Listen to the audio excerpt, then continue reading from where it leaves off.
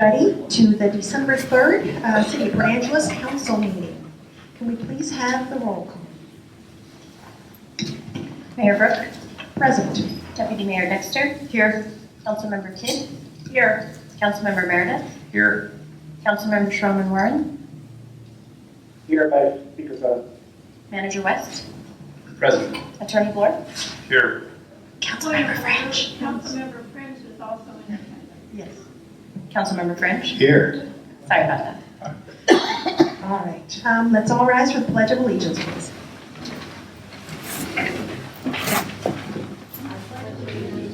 Aye.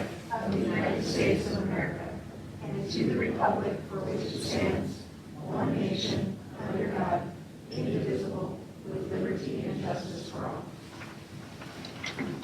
All right. We have today we're going to move the police accreditation to ceremonial matters, and it's already turned on for you. It's on? Oh, Yes, it is. So Sherry will lead us on this one. Thank you. Well, this is wonderful. We'd like to ask the Port Angeles Police Department to come on down front. We're proud of these guys, and tonight's very special that we tell them we're proud of them. Just come on up here, everyone. So this is a significant win for the city of Port Angeles.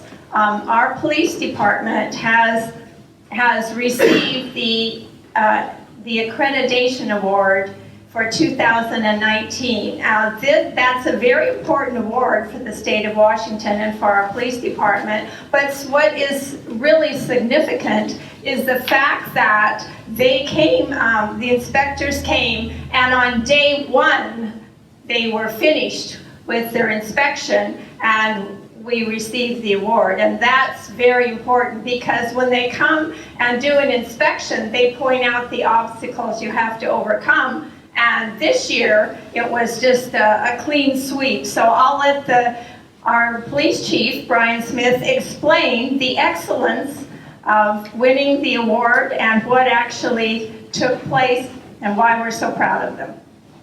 So thank you, Councilmember Kidd, and thanks to all council for your support in moving this to ceremonial. So accreditation is one of those things that it seems like a good idea when you start it. It's a lot harder than it looks, and it actually looks hard. There's that.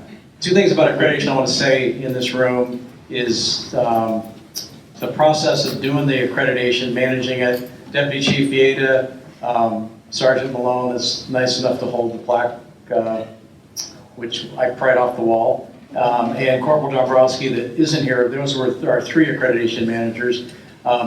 Sergeant Pallas is one of our patrol sergeants, so every day his team is out there doing the work that really gets us accredited. That's living accreditation, that's working to the high standards and doing all the things that we get inspected for.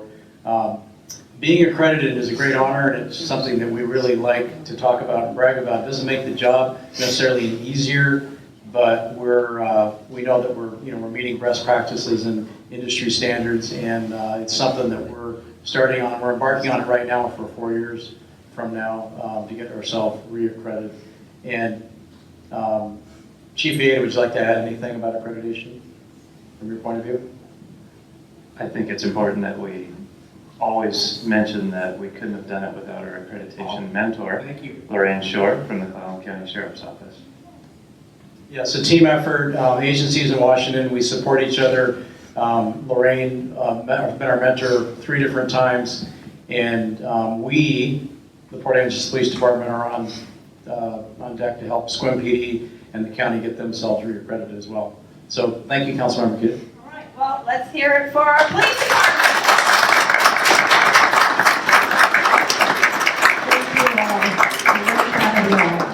And also, I guess I would also like to add that there are a lot of different programs that don't have accreditation and staff that works just as hard. So I would really like to give a hand to all of our staff for all the great work they do, and grateful that the police got their accreditation under their belt this year. So thank you all. So, all right. So moving on, public comment. Is there any anybody in the audience who would like to address the council at this point? You've got 3 minutes, and yes, please feel free. Come on up. Please state your name and whether you live in the city or not. Matthew Raymore, I live here in the city of Port Angeles. I want to talk about the ranked choice voting system that you guys on the agenda says you're going to pass it. That's on the agenda, which I think is interesting because you haven't voted on it yet, but you already know you're going to pass it. But I would urge you, well, it just passed away, it stayed on the agenda. I would urge you to think about this. The ranked choice voting is something that's already been tried in Pierce County and failed. After a couple, they voted to pass it. They used the system for a couple of years. They realized it was a dud, it didn't work, didn't promise the things that it was supposed to do, and they had to revoke it. And it was at a great cost to the county, to Pierce County, and it didn't yield the results that they were hoping for. That would be the same thing for this city. Also, I think that it's important to note that one of the main things that the lady that made the presentation at the last meeting, as quoted in the paper, said one of the main problems with the top 2 primary is who votes in primaries. Older conservative people. So it appears that that's a way to try to get around a conservative vote, okay, to try to get rid of the top 2 primaries. With the current system that we have, with top 2 primaries, everybody can be a candidate, and the top 2 win. So everybody has a voice. There are instances where a lot of the people's first choice, okay, didn't win. And in all actuality, with the ranked choice voting, there are instances where the last person, because they had more votes in 4th place, got moved on, and it just didn't work. So I would encourage you to look at that and not vote on it right now, or at least if you do vote, don't pass it. Thank you. All right, thank you. Anything else?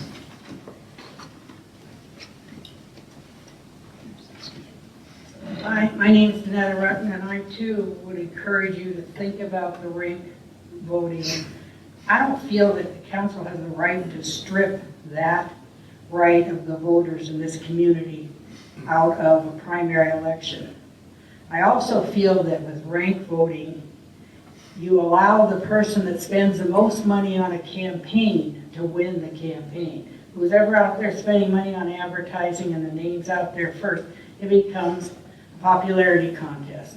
If Lindsay was here tonight, I wished he was here because I'd face him because I also want to say something. Lindsay, become the city council member that we voted you. Stop being a city attorney and become a council member. All right. Anybody else who would like to speak to council at this time? All right. Oh, one more. Hi, my name is Carrie Waite, and I'm actually not a member of a citizen of the city, but just outside, just west of it. But I'm concerned about a potential slippery slope here, and in that I happen to have read that the councilman who is not here it seems like if I remember correctly, I read that he had learned about this new type of voting from someone when he visited this Olympia in the state, and the red flags went off right then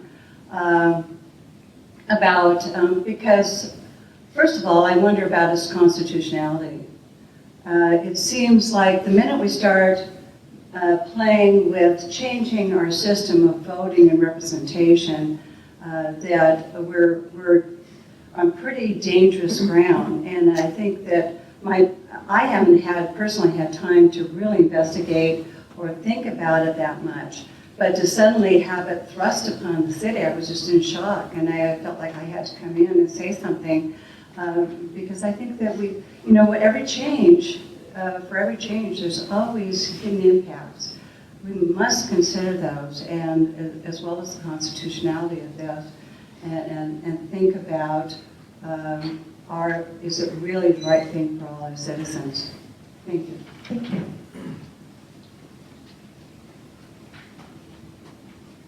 If you want to speak after her, that'd be great.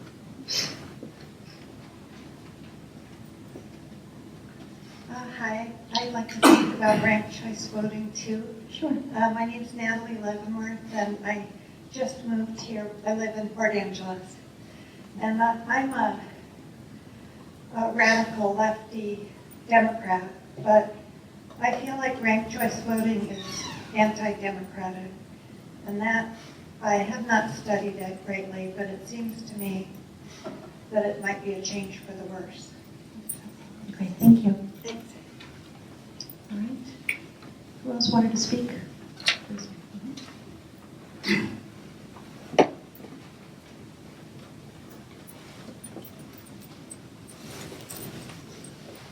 Joel David Osborne. I was visiting the city a few weeks ago and I got a ticket. And I'm actually here to thank the city of Port Angeles for potentially saving my life. And also in honor of the great Senator John McCain and the flag that still flies out there at POW. I think in the coming weeks, you'll hear about a trial in Bothell Municipal Court that began here, was dismissed on prejudice in the interest of justice. And I think that the city of Port Angeles is great. Thank you. Thank you. Appreciate those words. Anybody else here who would like to speak to council? All right. Seeing none, we will move on to late items. Are there any late items? Mayor and Council, we do not have any late items this evening. Great. We do have a budget-related item that is a change to an ordinance that was approved at the last meeting. Okay. So I apologize. Let's take that back and add that to ordinances not requiring public hearings. Or consent. All right. So, Perhaps consent? That's this document that's on there. you guys. All right. So, yeah, let's just have the discussion at least. We'll have the discussion. I think it will provide some clarity as to why this item came so late. It came later this afternoon as far as our awareness of it, and we can talk more about it if we discuss the matter. Great, thank you. And then, so the council agenda. So let me read the council agenda. City council minutes for November 19th, 2019. Expenditure report from November 19th. Madam Mayor, may I ask that we have under G2, could that be added to the consent agenda? It's basically administrative and clerical. Are there anybody who would like to discuss G2, which is the amendment to the ordinance 2020 wastewater and non-taxable fixture utility rates? I'm okay with it being in consent. Agreed. Okay. Lindsay, are you agree with that? Yeah, that's fine. Okay. So we will add that to the consent. Thank you. So the expenditure report from November 2nd, November 9th, 2019 to November 22nd, 2019, in the amount of $3,204,918.26. The lease agreement for the Port of Port Angeles and the amendment on the ordinance of 2020 wastewater non-taxable fixture utility rates, or will we waive the second reading and then adopt that ordinance? I move the consent agenda as read. Second. Any discussion? All those in favor of the motion, please say aye. Aye. Aye. Any opposed? Aye. Okay, so you're an aye, right, Lindsay? I'm an aye. Okay, thank you. So that passes unanimously. So we still have 15 minutes before our public hearing. So let's go to the 2020 budget, is it a 2019 budget amendment number 3. Okay, good evening, Mayor and Council. So this is the second reading for the third amendment to the 2019 budget. It is also the final amendment for the year. Since the last reading, there have been 2 minor changes. One was to a capital project for the SCADA servers, and that was just to allow those transfers for that project. And the second was to add budget for the completion of one of the blighted property processes. And I do also want to note that this amendment does keep the general fund balance at 31%, which is in line with our policies. So I'm available for any questions. Great, thank you. So let me read the ordinance. An ordinance of the City of Port Angeles, Washington, adopting the 2020 budget from the fiscal year ending. Did I read the wrong one? Thank you. An ordinance of the City of Port Angeles, Washington, amending the 2019 budget and funds. So let us open the second, so that's the second reading. There's no public hearing. Yeah, there's a public hearing on this. So anybody? Madam Mayor, Oh, sorry. this public hearing will be on the 2020 budget. Oh, wait, do I have this mixed up? Sorry. All right. Madam Mayor, there's a typo on the agenda. It indicates it's the 2020 budget amendment. This is actually the 2019 budget amendment. I do apologize for that. I'll just come point that out. Yes, and I saw the new agenda, but I forgot to correct it in this old one that I had. Okay, any further discussion? All right, so how do we want to move forward? Make a motion that we adopt the ordinance as read. Second? All right, and we have a motion on the table and a second. Any further discussion on the motion? All those in favor of the motion, please say aye. Aye. Aye. Any opposed? It passes unanimously. All right, so she is done. We still have a little time, so resolution. So let's, I guess the ranked voice tracing is probably going to take us longer. So why don't we move to,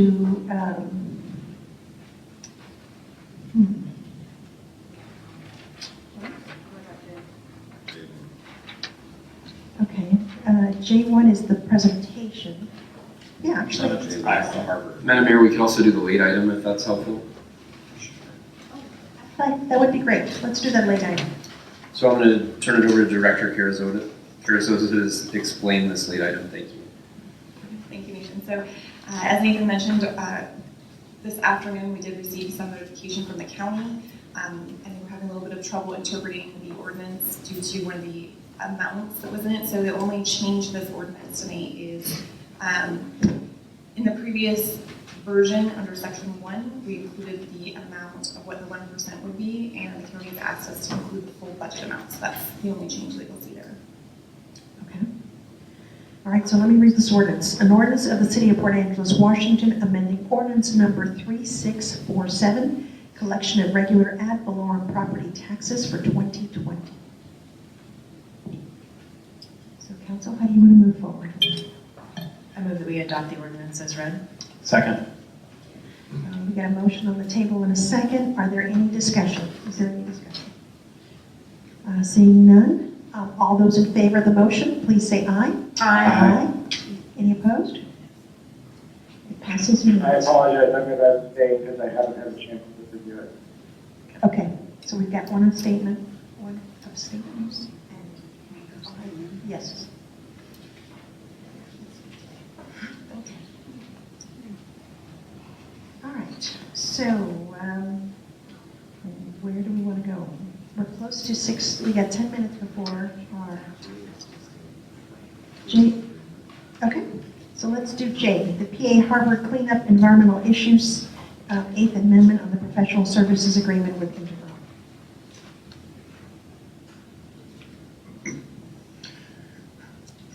So in the past, we have had Integral do our consulting work on the harbor cleanup process.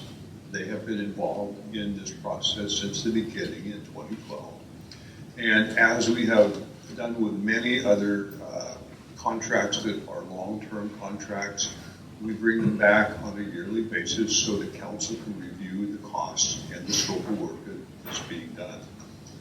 And that's what we're doing tonight.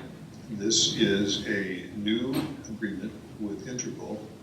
It reflects the work that has been done, but more importantly, it reflects the work that we anticipate to be done in 2020.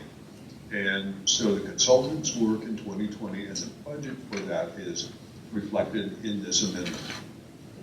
And a large task that we have in front of us in 2020 is the mediation of the shares each participant in the harbor cleanup. So that in the past, we have been paying equal shares. All participants have been paying equal shares.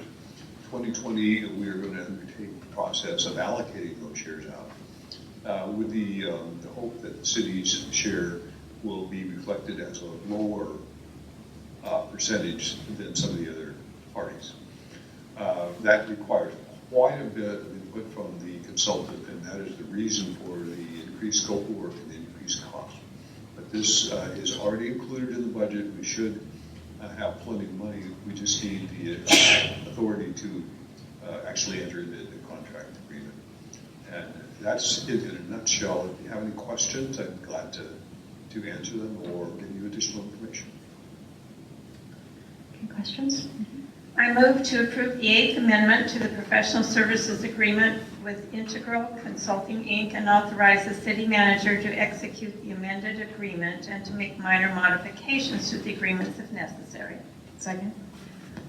Madam Mayor, I'd like to point out that this is covered by our insurance. The cost of this is covered by our insurance, as has the previous consultant agreements. So this is very important. Thank you.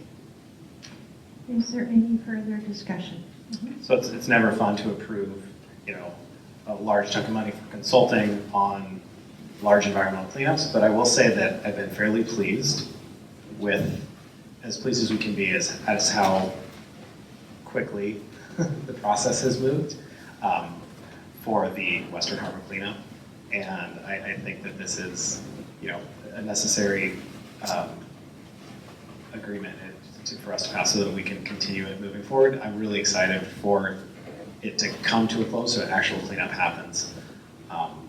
But knowing that there is another environmental cleanup on the other side of the harbor that has been dragging on for 20 years, it's pleasant. It's nice to see that this one hopefully won't take nearly half as long.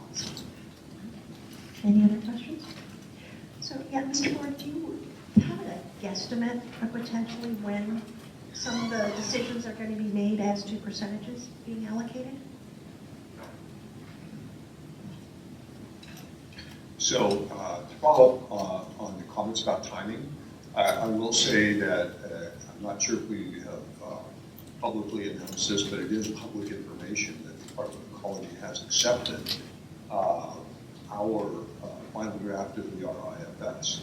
So basically that will be going out for public comment within the next few weeks, as soon as the ecology can get around to it. And I suppose that with the holidays, that will be, I'm guessing, shortly after the first of the year.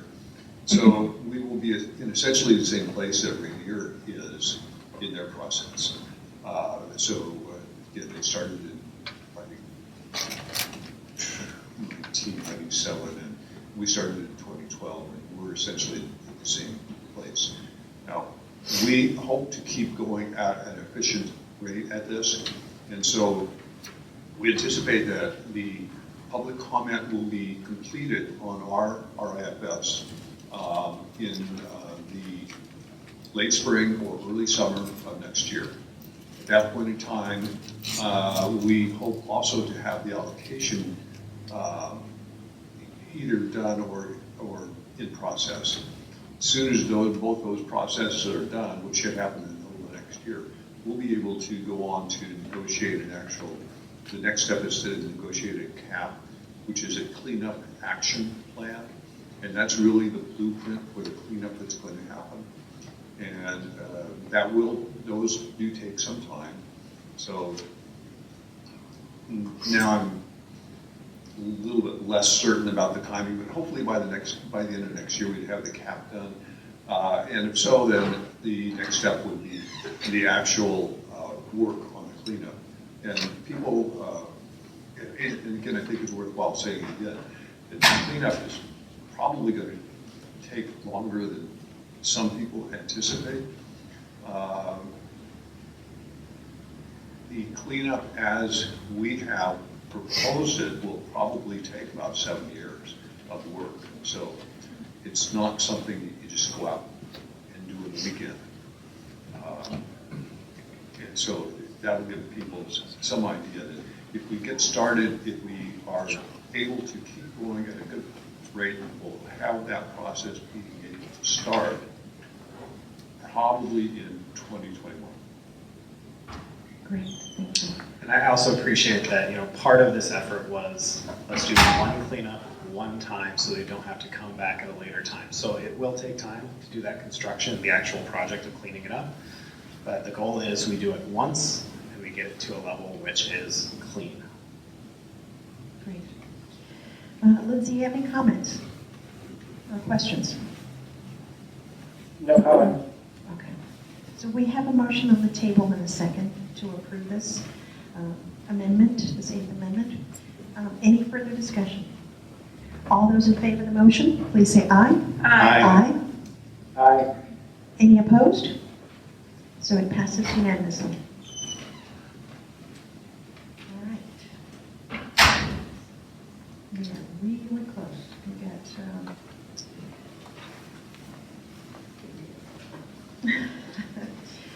well, I guess, Counsel, how do you want to move forward? Is there anything else in here that we can? I don't think there's anything else in here that's quick. It's 2 minutes early, a travesty. Well, I know we're supposed to start by 6:30. Madam Mayor and Council, I'd be happy to try to cover I3 if that's helpful. Okay, that sounds great. So Madam Mayor and Council, as part of the 2020 budget work session on October 22nd, staff provided to Council a detailed presentation on the expenses incorporated in the budget resulting from bargaining unit negotiations, as well as updates to the management non-represented group. All of the bargaining unit groups were approved by Council through contracts. However, the management non-represented group is approved through Council passing a resolution which incorporates the 2020 salary schedule. The management non-represented group is budgeted to receive an increase of 1.5% in January and a 1% increase in July of 2020. The group does not receive additional increases or benefits, and the increases are consistent with all other bargaining units. At this point, I do have 3 corrections to make to the schedule. Specifically, I want to note that we incorrectly identified 2 locations for Public Works Director at page both section M44 as well as M46. The accurate one is M44 on page I-17. The one on M46, I-18 should be deleted from your schedule, and I believe you do have new schedules on your dais, as well as one to be emailed to Councilmember Sherman Warren. But these 3 corrections should be pretty clear, and I am providing page numbers. The second one is, earlier in the year, we did do a cost savings restructuring of the Public Works Department, which added a Deputy Director of Water and Wastewater, and that should be incorporated under M38 on page I-16.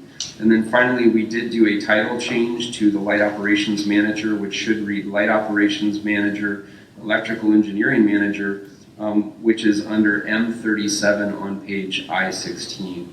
Those are the 3 corrections. I apologize for those errors, but we wanted to make sure we incorporated the latest version that Council approved, and we are asking for Council to pass the resolution this evening.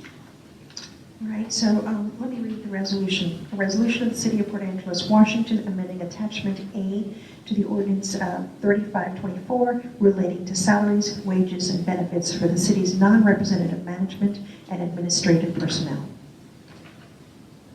So, Council, how would you like to move forward? I make a motion to approve as I'd like to weigh in on this before. Okay, so you want to wait on this to do the public hearing? Oh, weigh in. Sorry, go ahead. No, I'd like to, all right. So, I guess, to me, there's a difference between cost of living increases for non-discretionary income, the basic goods and services and needs that people have, and then cost of living increases for non-discretionary income. In other words, when we're talking about someone's wage at maybe $20,000 a year, there's a difference between increasing that by the consumer price index or inflation versus increasing the salary of somebody who's earning $100,000 a year. Because a lot of that $100,000 is non-discretionary or is discretionary, as opposed to somebody who's earning $20,000, which really has no discretionary handout, and it's probably the lowest self-sufficiency level. So another issue with this is that the way that we do cost of living adjustments as a percentage of somebody's existing salary means that over time, as we add, percent here, percent here, percent here, the salary, the spread of salaries increases. The people with the most get the highest increase because we're doing a percentage of their existing salary. And that spreads out the city's wages, within the organization. And I don't think that's a healthy thing for us to be doing. So what I would like to do is consider alternative ways of doing this. So for example, instead of doing by percentage, let's just bump everybody's salary up by a certain amount so that we're not increasing the spread. And what we're really doing is compensating more for inflation on the non-discretionary part of the income. So I move to adopt the resolution as read with the following modification, which is to replace in section 1, quote, by 1.5% effective January 1st, 2020, and 1.0% effective July 1st, 2020, end quote, with, so this is the additional language, quote, by $1 per hour effective January 1st, 2020, end quote. Okay, point of order, I had already made a motion before you spoke. Hadn't been seconded yet, but I'd made a motion to approve it as read. That's So true. we have a motion. There's a delay in the speaker, I apologize, there's a delay here. I hear myself speaking. So we don't have a second for that first motion, right, because you spoke. So, so I guess we have, Do we have a second to approve it? so do we have a second to approve the first motion? Second. All right, so we have a motion. Would you all consider an amendment to with what Lindsay is talking about? I will not. Okay. All right, so we have a motion on the table in a second, so let's have a discussion on that. I appreciate where Lindsay is coming from and where he thinks we should go. And I know we've had conversations about the fact that, and we've looked at the budget numbers and we know that personnel is one of our largest expenses. And so I think we need to be conscientious about how we move forward so we don't end up having a city full of employees that can't afford to do anything because all we can do is afford to pay employees. That being said, I think that it's which is not what he's suggesting, but I don't want to move forward without giving a raise to the non-rep and the non-represented management and administrative personnel. And I guess at this point, I would feel more comfortable moving forward with what's been recommended, with an idea that perhaps we spend some time talking about that in the future, about how we might modify that, because I don't disagree with that concept of what it takes to actually exist, and then what you do with when you make a certain amount of money that it becomes more, what's the word he used, I already don't remember, but anyway, discretionary money, thank you. And so I think that's a worthwhile conversation, and I think I would like to move forward with what's been suggested tonight, and keep that on the front burner as something we might talk about as we move forward. All right, anybody else like to? People don't go to school, they don't get education, they don't get job skills, they don't work extra hard, they don't put in the extra time just to exist. Most people do that to better themselves, better their life, better their families.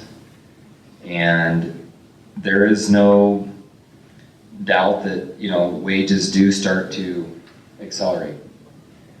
But folks that put in that extra effort should be rewarded for that. And there's nothing to stop people from attempting to better themselves and to move forward. They can blame socioeconomic status. They can blame lack of funds to go to school. There are lots of different ways, if you want to achieve something, to do that. And if you choose to just simply exist and stay at the status quo, that's your choice also. But we're paying folks today to excel, and to excel our city, and to excel the status of our city. And in my opinion, those folks should be compensated for that just as much as any other worker in the workforce. That worker that puts in that extra effort to continue to better themselves, and then now their percentage of pay seems to go up because they are rising in the socioeconomic status, that those folks have worked hard for that. And yes, there are those that were given the golden spoon. There's always an exception to something. But I am fine today rewarding those folks with a raise, and it is the same across the board with the unions. Those union folks got a percentage of raise, and our non-represented who don't have the union behind them should also be receiving that percentage of raise for their salaries. Anybody else like to comment? I'd like to speak to my motion. So we are asked to give a 2020 cost of living adjustment to management non-represented, which means this is not a union. These are management people in the city. So we have settled with all the unions. Everyone knows what the unions got, and tonight, for the first time, I heard a new proposal to give one group that's a non-union group less than we're giving. We've already inked the contracts with all the unions. Now, I think if we're trying to get another union on our hands, that's a good way to do it. But right now, they're working with us fairly because we've been fair to them. This is a whole new concept that's been presented by Lindsay, and I think that's something that should be discussed during the process, not all of a sudden pulled out as a surprise when we're ready to, when we've settled with all the other unions, and now our non-represented group seems to be getting the short straw. So I think we need to be fair for many reasons, but the city of Port Angeles is not a big city. We have to compete with all the other towns and cities in Washington for personnel. We're not the only city that has job openings, and sometimes it's just tough to hire the right people. We have a city manager that's looking for excellence, but if they know that they're not being treated fairly in an economic manner, as fair as the unions, why would they choose to come here, or why would they choose to stay? We just need to be fair. We've given the unions fair contracts. We must give our non-representative management a fair deal. Thank you. Sure. Mike or Lindsay? Yeah, so I appreciate Lindsay bringing this up. I would just point out to the rest of the council, Lindsay has brought this up every time that we've talked about salary schedules, consistently, every time. So this is not a surprise that Lindsay thinks this. I agree with Kate that we should pass the motion as made by Councilwoman Kidd. I certainly would not support something that would,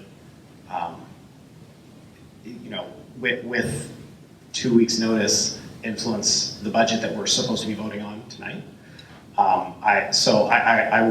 I appreciate budget predictability. I appreciate that we've already kind of, not in any explicit way, but have had communications with human resources about this previously. So I certainly agree with Lindsay on the merits that the thing that I think we should be much more aware of is wage compression, and that affects people at the lower end of the spectrum much more. So when we talk about whether our jobs are competitive, we're just about to see the largest increase in minimum wage in the history of Washington State, as far as I know, with it going up, I think, $1.50 an hour. We don't have the previous salary schedule, which is a shame. I tried to find it and I couldn't. I could have probably if I had more time, but I wasn't, this was a, didn't know that I needed to. But just as an example, the difference between, one of the lowest steps, just from step 1 to step 2 in M1 is what, 47 cents an hour? And when you go up to the Director of Public Works, you have about $1.80 an hour from step 1 to step 2. So a minimum wage increase going from $12 an hour to $13.50 an hour is definitely affecting the person that's at grade M1 a lot.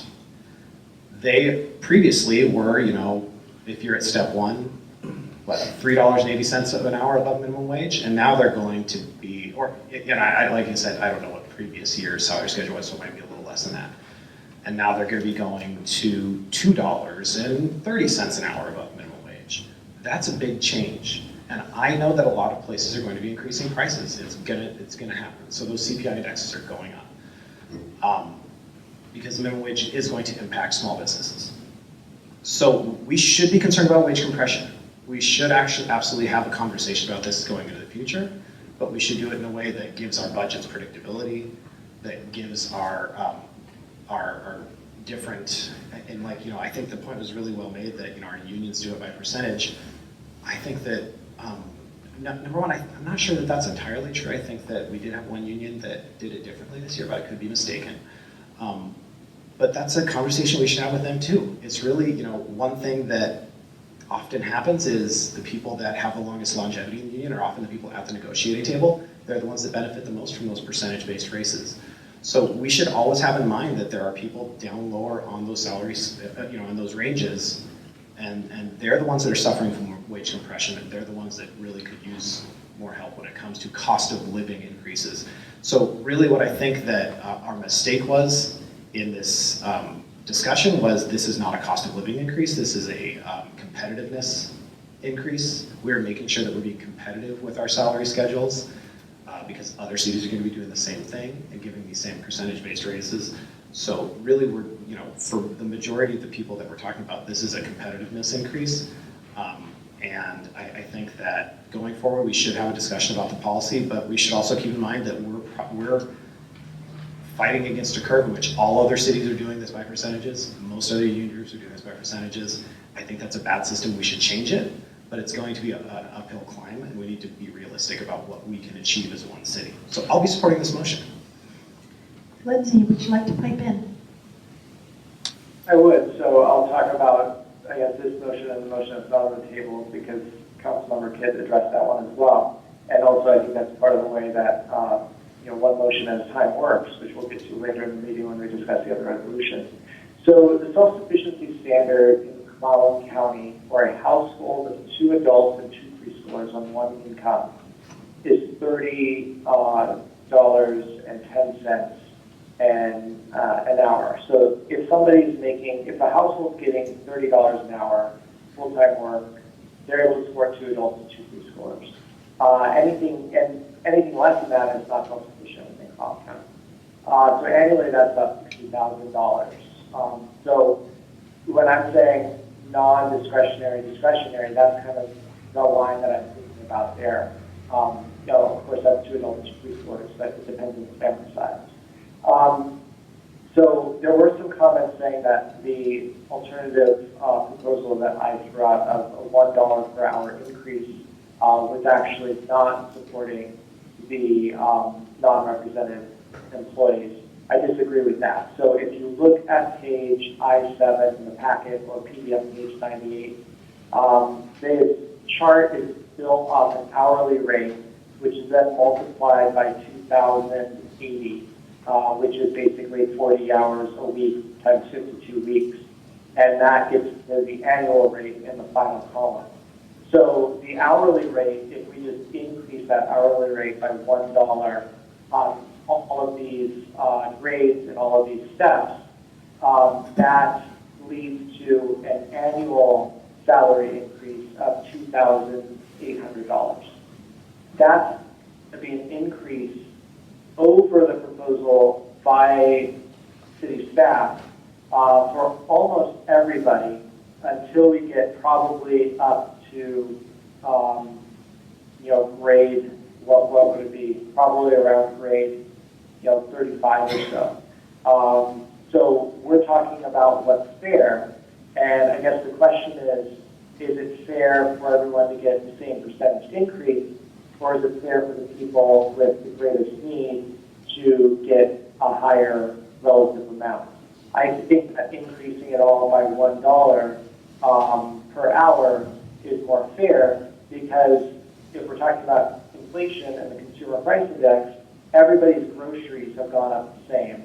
It's not like the city manager pays more at the grocery store for the same groceries than the administrative assistant.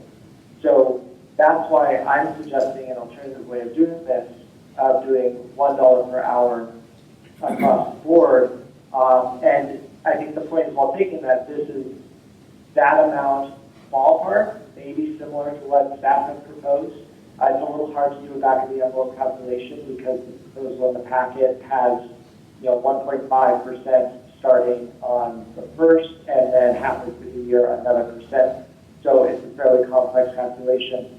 But the point there is, why are we discussing this at a time when we don't actually have time to discuss it? We basically are like, well, we've got to pass the budget tonight anyway, so we have to pass this. I don't think that's the way for us to be doing this either. So we don't have a choice as the policy-making body, then we're doing something. Finally, it is larger macroeconomic conditions that are driving this in many different ways, as several of the council members pointed out. That said, we have a role to play there, and I think we should stand up for systems that make more sense and are more fair. So I will be voting no, not because I don't support our non-represented staff and the work they do, or I don't feel like they deserve just compensation, but because I think there's better ways for us to do this and the ways that can be more fair to our staff as a whole body. Thank you. And I will go ahead and pipe in saying that I appreciate the fact that this conversation needs to happen. I totally agree with Lindsay in the sense that where a 3% out of $100 is $3 for one person versus $30 for someone who's making $1,000. That's a huge difference. And so the wage gap increases dramatically. So everybody getting the same amount of an increase seems to be more fair in that respect. So what I would say, I mean, because we have negotiated with the unions using a percentage, I would go ahead and support this percentage. But what I would suggest is that when we negotiate with the unions in the future, that we don't use a percentage, that we go ahead and use an amount. And then that way, that amount can get added, and then we can work on dealing with those wage gaps and then those benefits, so that the folks who are making the less, who are the ones that are going to move up in scale and who we really need to attract, are getting more than the folks that have been there long term and are more likely to stay there because they've been there long term and they understand the benefits of working here for the city. So, so from that standpoint, I will support the motion as it is, but I would urge the council to consider how we deal with the unions in the future. And again, I think that maybe it was the WW that did a modified version of that, if I remember right. Okay. And Lindsay? Can I ask a point of clarification, which is how many of these non-represented positions, I think there's maybe 39 or so, maybe 38, how many of them are currently open or vacant? And then how many open or vacant positions are there in the city right now? Council, I don't know that we have those answers on the spot for you this evening as far as vacancies. If the Human Resources Manager, Abby Fountain, would like to come to the mic, and if she has a guess, I think we could provide some guesstimates, but I don't want to force her to do that if she's not comfortable making a guess. At the very least, she could talk about some of the openings we do have. She's heading to the mic. So.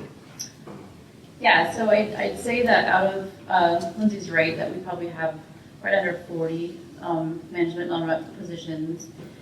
And the positions that we have vacant now, are really hard to recruit for positions. It's that light operations manager, electrical engineer that we're still looking for.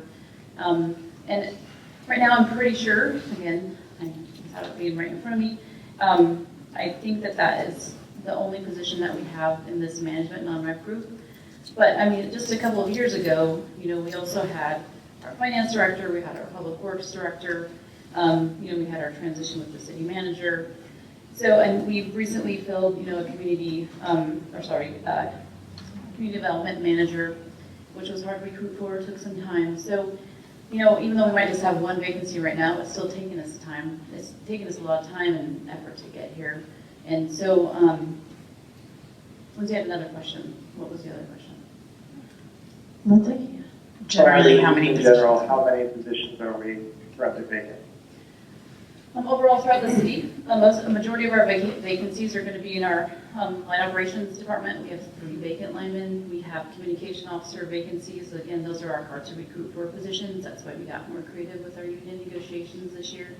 And Councilmember French is right. IBW did a combined dollar amount versus a percentage amount. We have some sporadically, like one in finance. We've had some positions that were hard to fill in finance this year. You know, our vacancies, unfortunately, sometimes take a while to fill. We have a utility worker, so we have it spread out right now. But I'd say right now we're down just because we've put our time in and we've done the recruitment and we've you know, recruited talented people that we're lower in the vacancy numbers right now. Okay, great, thank you. Anything else, Lindsay? No, thank you. Thank you. All right, so we have a motion on the table and a second. Any final discussion? All those in favor of the motion, please say aye. Aye. Any opposed? Opposed. All right, thank you. So it's 5-1. All right, let us move then towards our public hearing, the 2020 budget. So Madam Mayor and Council, tonight we do have the continuation of the public hearing on our 2020 budget. As Council is aware, there's a number of great things to celebrate relative to this budget. A number of key Council policy decisions have resulted in some good foundational work relative to the 2020 budget, particularly making sure that we're making decisions for the long term, that we're also thinking about some investment in capital improvements that perhaps have been put off for some time. But ultimately, we feel that this budget is a very sustainable approach. We're really happy to present Council with the balanced budget, and this is our final hearing this evening. We are asking Council to adopt the budget this evening. And I will turn it over to Director Carrizosa for additional input on the budget adoption. Thank you, Nathan. So since the first reading, there has been one change to the 2020 budget, and that was in light of the discussion that Council had at the previous meeting regarding the restroom replacements. So what we've done is we've increased the timeline for the replacements. So it'll be 1 restroom per year, still transferred from the refund. And then for the pilot restroom, staff has put in an application with lodging tax to fund that. And we'll continue to explore other options should it not be funded at that time. So I believe that originally it was 1 every 2 years. Now in the budget, it's 1 new restroom per year, which is, thank you so much for making that happen and working with us. Thank you. Yep. So, any questions at all? So I'd like to open up the public hearing, continue the public hearing for the November 19th. And let me actually just read this, the ordinance. An ordinance of the City of Port Angeles, Washington, adopting the 2020 budget for the fiscal year ending December 31st, 2020. So anybody in the audience who would like to speak on the budget, this is your time.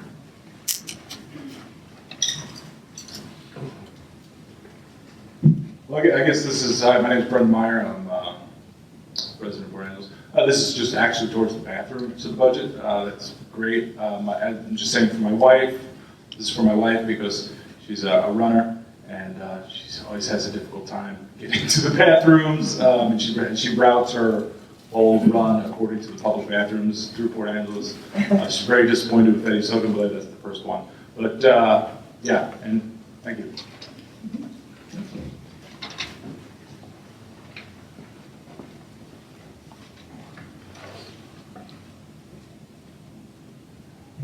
Mary Lee Smith, Port Angeles. I'd actually like to, kind of on the same subject but slightly off, I'd like to know why our open budgets and mostly our open budgets doesn't have detail anymore. We used to be able to look at the check level and be able to see what payments have been made to different entities. All I get now are graphs and little charts.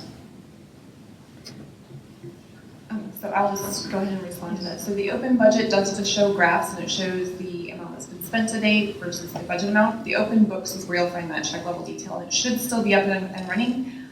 We'll double check that to make sure everything's working properly. But The search function does not work on either of them. Okay. I was on it for more than an hour today. Okay, we can check into that, but that open books is where you'll find that. Thank you. Anybody else who would like to address the budget at this time? All right, seeing none. Counsel, how would you like to move forward on this?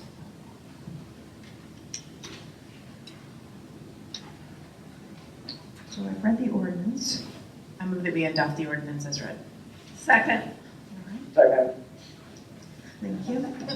No way, you never get this. I'm afraid your delay is causing issues here. All right, so we got a motion on the table and a second to adopt the 2020 budget.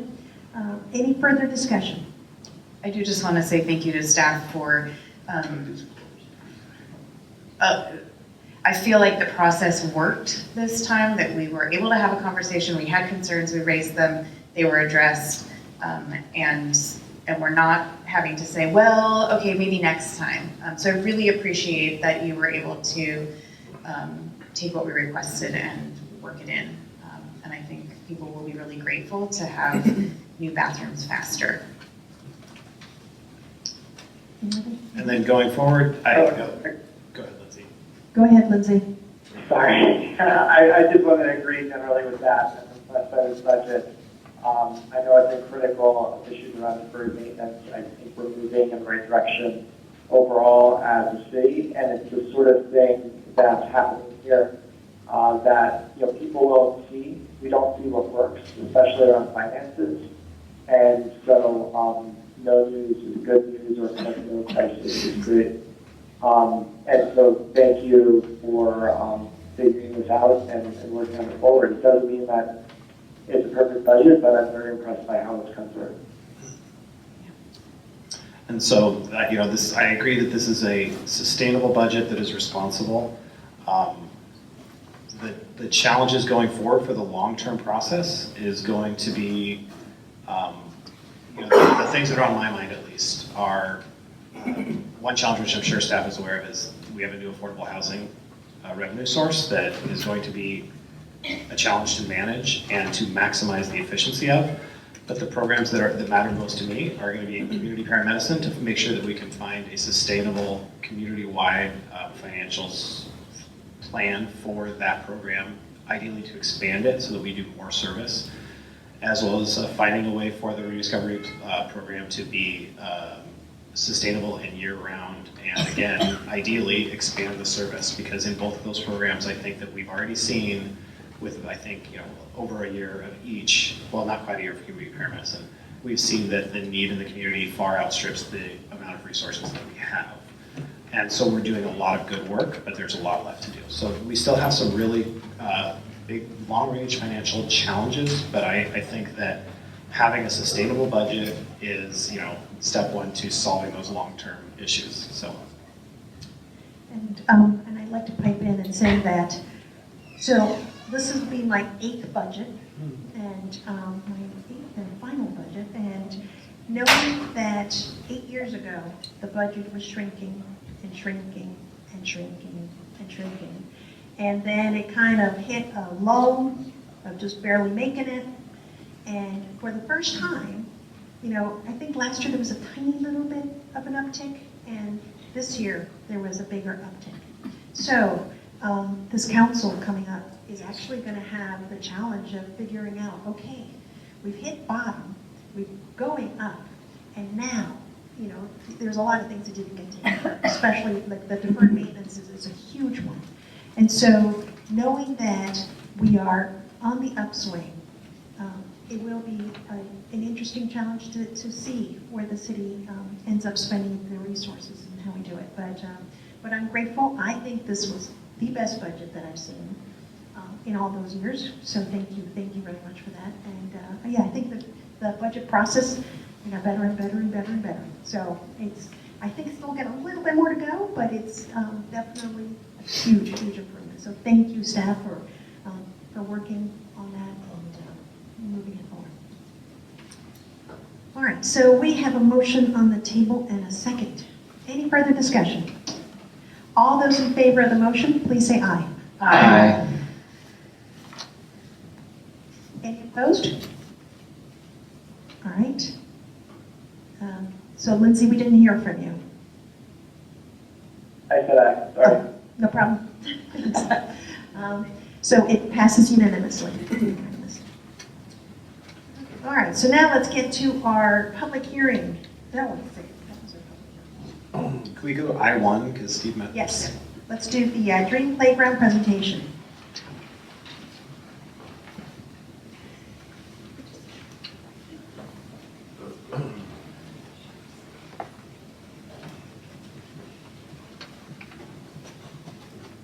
Well, I apologize if I'm late. Did I miss it the first time? Okay, good. Okay.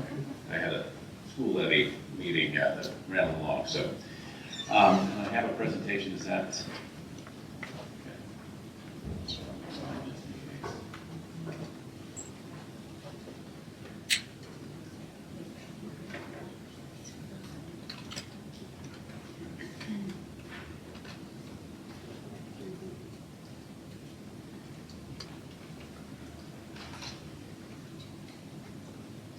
I can start.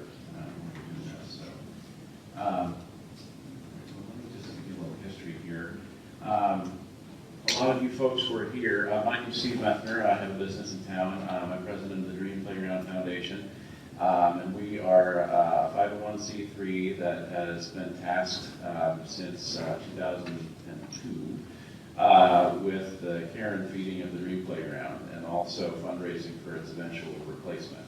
And we're getting darn close to that, which you probably know about. So for those of you who weren't here at the time, the Dream Playground was dedicated November 11th of 2002.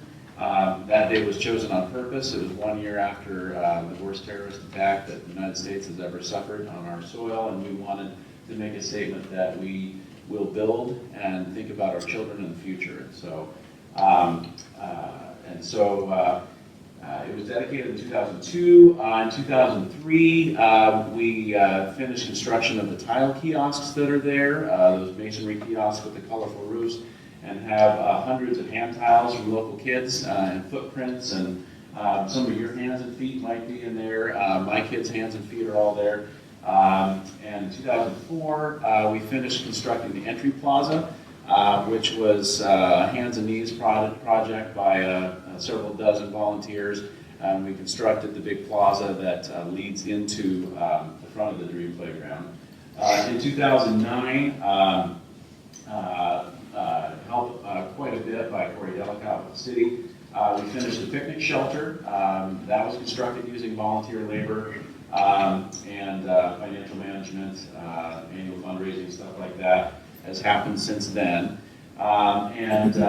In 2016 through 2018, we've been doing some construction and engineering surveys on the playground. And what we've been finding is that, I'm sure it's going to be a big surprise, wood in the ground in the Northwest does not last forever. And so we were finding, and again, thanks to Corey and the crew at the city, that we could extend the life of some of the major supports in the Dream Playground by injecting them with resin. Some of them are too small for that, but some of them Corey's crew is able to either contract or help with injecting to prolong the lifespan of some of the major supports in there. But since 2017, 2018, there's been some community concerns about the wholesomeness of the facility and safety, particularly around the ground cover, around the bark chips that are the ground cover. It's a commercial product called Fibar. It's an engineered wood fiber, and it's made to be a play surface. We've put about four or five semi-loads of that stuff in there over time. But there's been growing concern about it, and as things, develop a reputational life of their own. While we've seen a few hazards over time, it hasn't actually been in real life. Haven't been that many events where we've had concerns, but reputationally and the way people feel about their major playground in town, it became a bit of a mandate to do something about the ground cover there. And so, let's see here, how do I move through this with the mouse versus the touchscreen? Steve, you should be able to use the arrow keys on the keyboard. Oh, perfect, okay, thank you. So, kind of been through this part, but I don't know, anybody see any pictures of yourself in here? This was in 2002, and that's me in the hat right there. But, and also I wanted to note that beautiful totem pole right there was carved and donated by the Lower Elwha tribe. And that's been a central feature as well. And it's held up very well, and actually it's been respected quite well over the years, fortunately as well. So these are some of the projects that I was talking about as time goes on. One of the things that I hope never to see us have to do again is what that fellow right there on the left is doing. He's putting sealer on pickets. The fence is, the whole playground actually is made of southern yellow pine, which is what most of the playgrounds in the U.S. were made out of because of the way they accept the sealer and the treatment that was being used at the time. But we were one of the last ones that got built that used wood. Most of them went to synthetic materials after that. This is just a schematic of the original playground, but I know I need to move through this for you here. This tells you, for those of you who are not super familiar with it, that's Civic Field on the left, the long roof there. This is the skate park, and then the playground is nestled into the trees by the tennis court there. So that is the existing footprint from space. And the plan is to take that footprint and use the same place. It won't be exactly the same shape, but it'll be pretty darn similar. A couple of things that I wanted to note about the next generation design. This is one of the most important features that people see when they visit Port Angeles, because most of our visitors are here, a lot of them are here to see the national park. So this is one of the main and most colorful things that we say about ourselves as a community.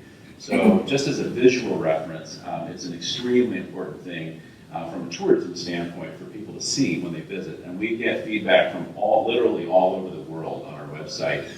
Thanks for the playground, we loved it, we visited regionally, we visited internationally.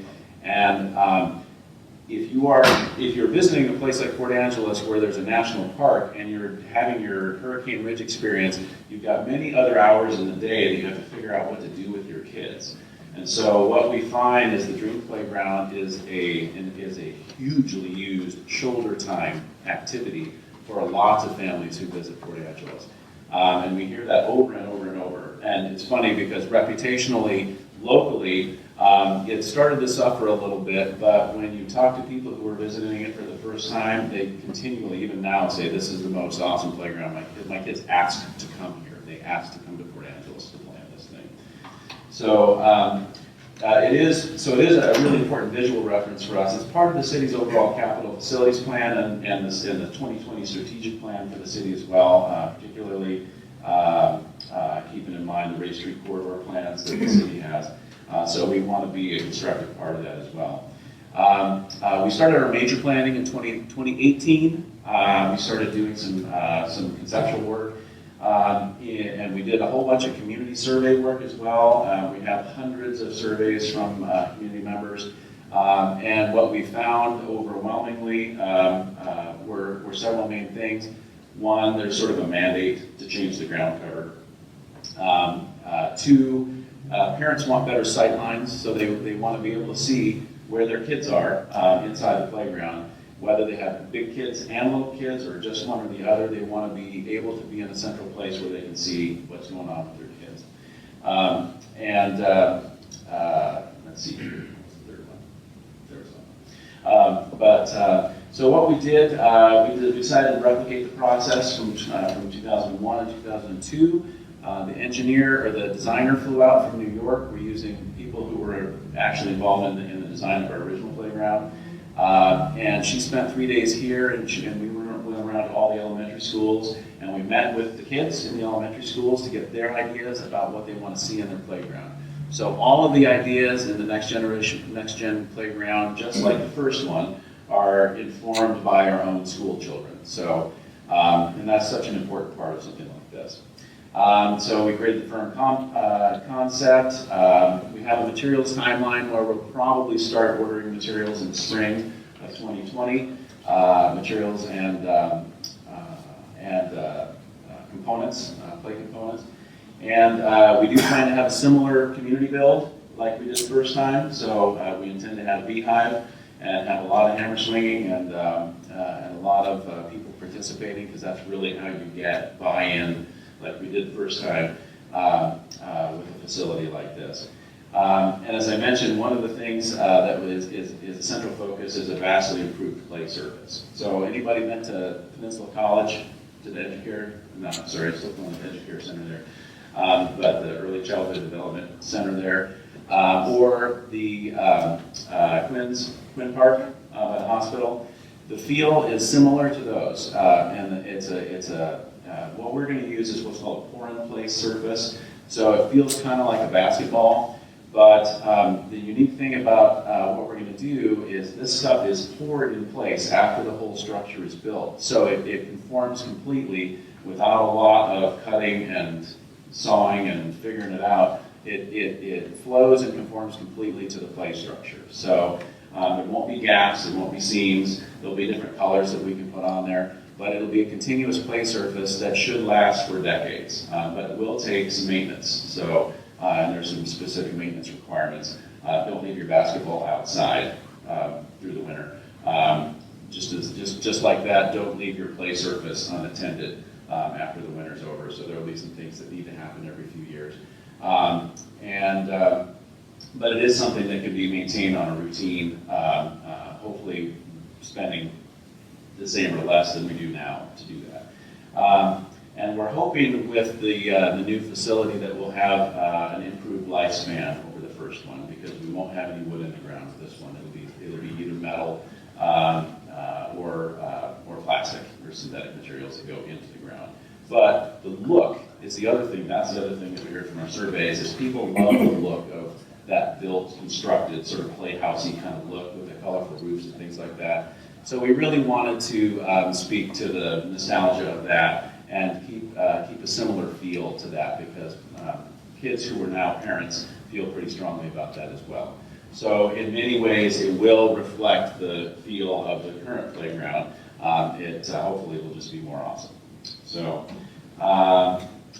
questions that we get a lot: are you taking out the hand tiles? Absolutely not. So the hand tile kiosks that are there now they look like they were just put in. It's amazing. So those hand tiles hopefully will stay until the next ice age or longer.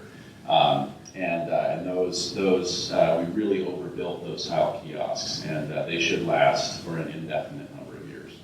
So many councils from now. The 360-degree visibility from the central areas is one thing that I mentioned. Nice thing about toys in public spaces now, the freak out period of the 90s and the early 2000s over liability, we seem to have come to more of a level around what children are going to be allowed to do on public equipment. And the designs are starting to reflect that. So we are able to see some stuff that can get them up in the air, can get them sweaty, can get them climbing, can get them feeling a little bit of controlled peril. So we want to really keep the fun factor as high as we can with this. What we hope to do conceptually with this thing, my goal for this playground is that this is a public space that we make so great that people want to take it back.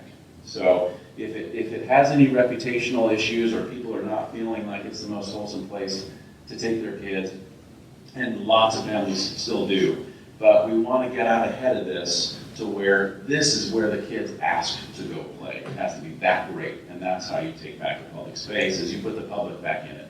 And so that's why I feel so strongly about this as a wonderful thing to support. Two zones, a top lot for little kids and a big kids play zone for kids up to 12 years old, but we know that older kids and adults will want to use it too, because it's going to be too awesome. So,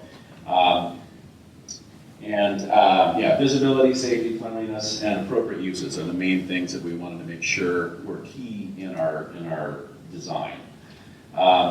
Just got this rendering yesterday.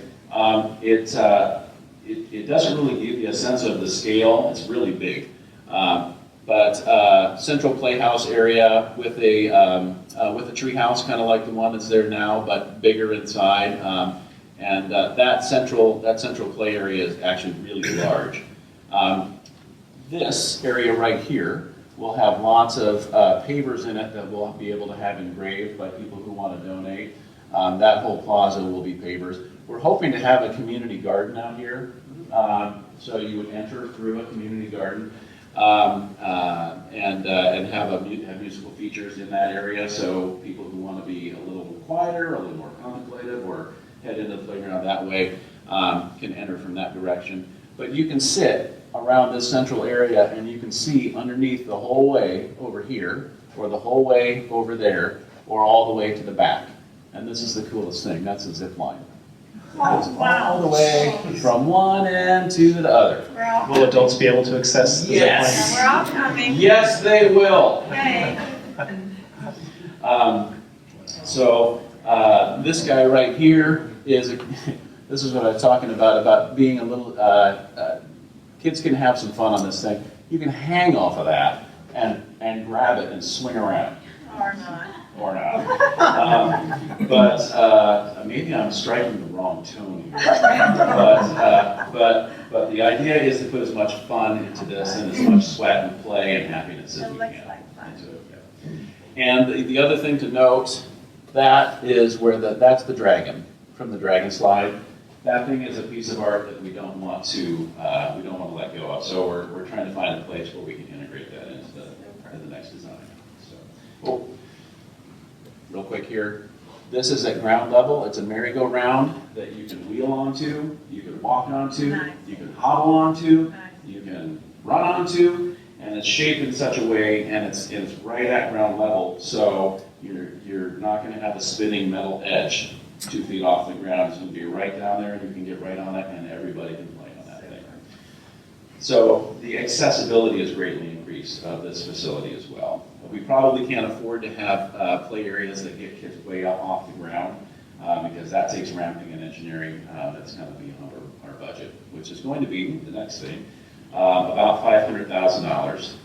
We're a significant part of the way there already. We have about $130,000 in our own fundraising kitty, and we have commitments for hopefully a substantial amount in excess of that. And we are grateful for partnership with the city in the fact that there is partial public funding. We're probably going to be 60 to 65% fundraised in public funds and about 40% from part of what's in the capital facilities plans. So one of the ways we're going to raise money is this price list right here is for all the different components that are there. If anybody has a component that belongs to your family now that you sponsored, let me know, because we want those folks to have first crack at the next generation if they would like to do that. So, and that's about it. I think I took my whole 10 minutes and maybe a little bit, so I don't want to be greedy, but thank you all for your attention. I'm happy to answer any questions. Absolutely. Anybody? Because Just what's the timeline? Good question. So we are hoping to start the volunteer build in late August because this one will be a little different. We'll have to get it built, and then we'll have to get that surface poured, and we need about a 2-week window for rain delays and installation for that surface. We want to dedicate it on September 11th again, but it'll be about a month of build and lead up to getting that done. I want to say thank you for the merry-go-round. They seem to have completely disappeared from the American landscape. I've yet to see one that exists anymore. Well, you'll see one here. So, Steve, again, I think it's wonderful. I love the design.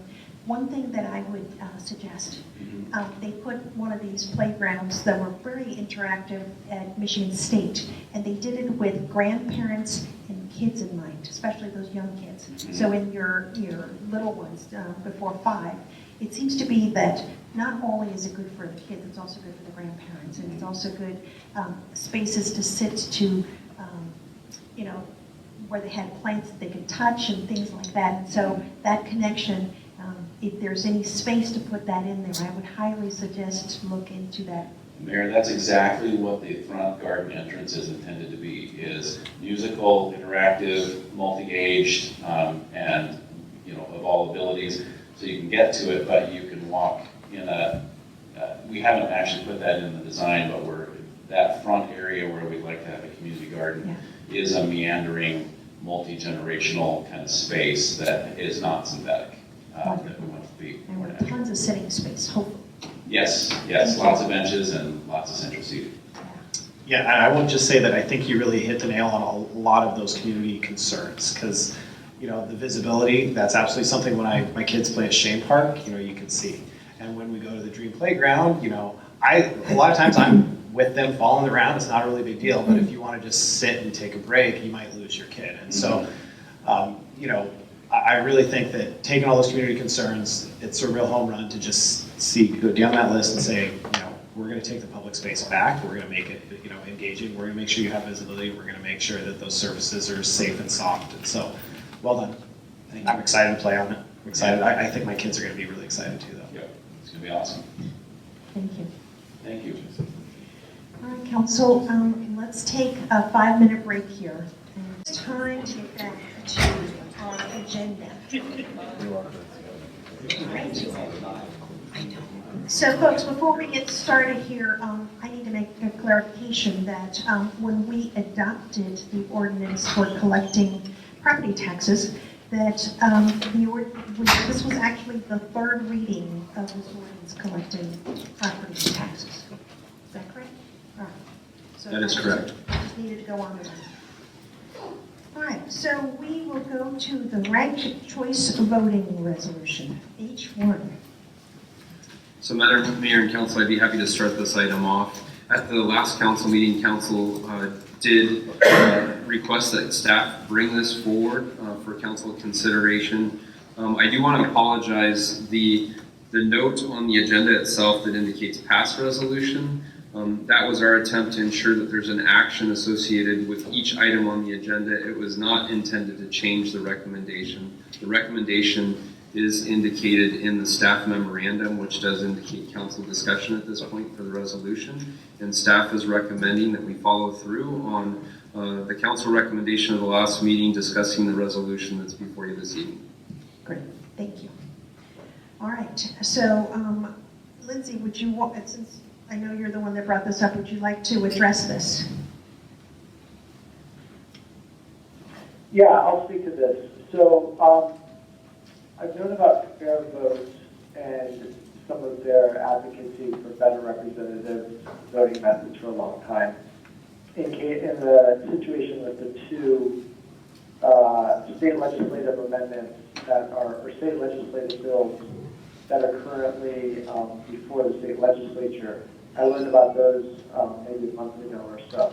And I think they resolve for a city like Port Angeles a lot of the issues we see where it makes sense to be at-large representatives, representing the entire city of 1,500 people, and not to take the existing options that are before us as a code city, which is basically to divide up the geographic area of the city and assign certain seats to certain geographies and maybe have some seats be at large. That's really our only choice right now. What this resolution does is it says that we are in support of the state legislature passing the ranked choice voting option bills, which would allow the city of Los Angeles to choose to adapt other methods for selecting our representatives on the city council. So specifically, it would allow for an option of multi-winner ranked choice voting, so that for candidates, you just decide to file for office. You don't decide, well, somebody's already said they're running for position 1, so maybe I'll file for position 3. I know somebody else is running for position 3, that means basically I'm running against them, and it goes on and on. We saw that in 2017, where we ended up with 10 candidates, and as I mentioned before, at the end of the day, 2 of those positions were basically decided because one person lost in the primary, the other person dropped out, and then there was one person left running by the November election. And then the other 2 were basically the 2 choices that the voters had. And they didn't necessarily get to choose their top 4 candidates. They got to choose between A and B, and then they got to choose between D and C and D. I think this provides an option to do it better. In specific response to the comments about Pierce County attempting a ranked choice voting system, my understanding is that that was before there was a lot of the infrastructure in place and systems in place for supporting ranked choice voting. What this does is it creates a method for the state to give us the choice when we run our code city elections. And so we wouldn't be in the same situation as Pierce County.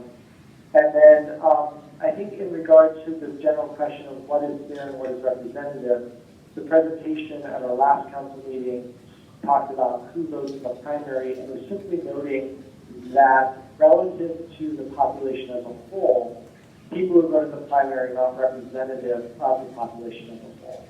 So if that supports or opposes, a certain person's view of, well, who do we want to be making decisions, I'm generally of the opinion that in a representative democracy, the elected official should represent the people as a whole as best as possible.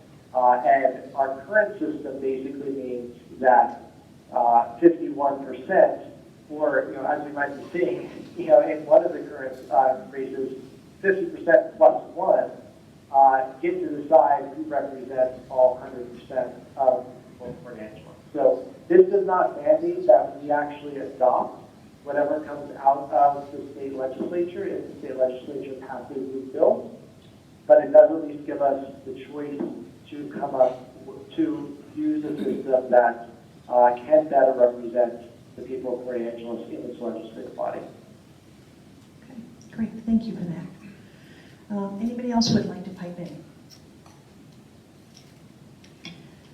Yes, the last meeting was our meeting was the very first time I've ever heard of this. In our packet, there was no historical or information to read up on. We heard about it when we first got here, and we were given a presentation, and it was all new. It was new to me. I didn't have the background on this. So I've had to do some research, and here are my concerns. I'm a representative of the people of Port Angeles. We're elected officials. This is asking to take away the vote of the people. Primary elections are very important elections. People run for office. Names show up on ballots. And a lot of us don't know who they are. Maybe someone in the community who has not been a community leader runs for office. How do we know who is that person? What do they stand for? What are the issues? Primaries are so important. We get to meet the candidates. The League of Women Voters does debates. Chamber of Commerce, Kiwanis, Seroptimus, Lions Club. Everybody we get to meet the candidates, so we become informed voters. And then it's unlimited. The primaries are unlimited now. Everybody can go up and sign for election. We don't limit that, but we do get to become better informed when we meet the candidates, hear from the candidates. They go through the system, and the top ones go on to the general election. This is too complicated. this is confusing. The lady who made the presentation talked about how they do in California. Well, California governor has vetoed this, said this doesn't work, this is too complicated. And in Maine, they've had so many problems that they've had problems with it. She didn't say that, but if you look it up, it's true. So I think it's very important. Historically, our country has one person, one vote. And this is a far cry from that. I, as an elected official, I would never, ever, ever make any effort to take away the vote of we the people, the opportunity of we the people to hear the candidate from the candidates. And I don't see any information where this has been discussed with the community. This affects all of us, everyone. We get out the vote. We get out, people register to vote. So council members, we are elected to represent the people. We must not take away their right to vote. And have we asked the Chamber of Commerce? Have we asked our civic clubs? Have we asked the county auditor how this is going to affect us? Have we asked, I don't see the cost. What would this be the cost to our county auditor? Council members, I ask you and implore you, do not take away the one person, one vote. Do not take away the right to people to be informed. As we all went through the primaries, every one of us went through the primary system to meet the public and let them know who we are, and we were elected in that system. We must not take that away from future citizens, future opportunities. We must respect, if the voters ask us to do this, consider it. My phone hasn't been ringing off the hook, people saying, take away my primary vote and give me a list in the general election, because most people don't make 5 choices. They only know 1 or 2, and then if they don't make all 5 choices, those ballots are thrown out. It's too complicated. And the people if there's no primary, whoever spends the most money to get their name out there will have the greatest advantage. This is not the one person, one vote our country has always used. I don't think we need to do this. Democracy is bottom up. We're doing top down. We're telling the voters what we're going to take away from them. I urge you not to do this unless the community comes to us and asks us to do this. I'm sorry, I have to address one person, one vote. What you're saying is not true. One person, one vote comes from a Supreme Court case called Baker versus Carr, which was decided in 1962. We have not had one person, one vote for our history. We've had a history of democratic reforms to expand the franchise to more people, to make sure that it's fair, to make sure that it's more democratic. We started with a system by which property owners could vote. We consistently, over time, have expanded voting rights to more groups of people in an effort to make our democracy more representative of the actual public. So what you're saying is not true. You seem to have just a completely ignorant view of our history, and that offends me. So I'm going to bring up a letter written by the 4th President of the United States, James Madison, who was the principal drafter of the United States Constitution and the Bill of Rights. And he was involved in writing to George Hay, which was a federal judge for the Eastern District of Virginia. It's a long letter, I'm not going to read it. But it's basically a letter in which they're discussing how they could come up with electoral reforms, how they could change the way that we vote. This is a quote. "I will sketch for your consideration a substitute which has occurred myself for the faulty part of the Constitution in question." And then he goes on to talk about how the electors should be chosen in districts. Each elector should be given 2 votes, one naming his first choice, the other his next choice. If there be a majority of all voters on the first list for the same person, he of course to be president. If not, and there be a majority, which may well happen on the other list for the same person, he then to be the final choice. So James Madison, this was in 1823, proposed a form of ranked choice voting. This is not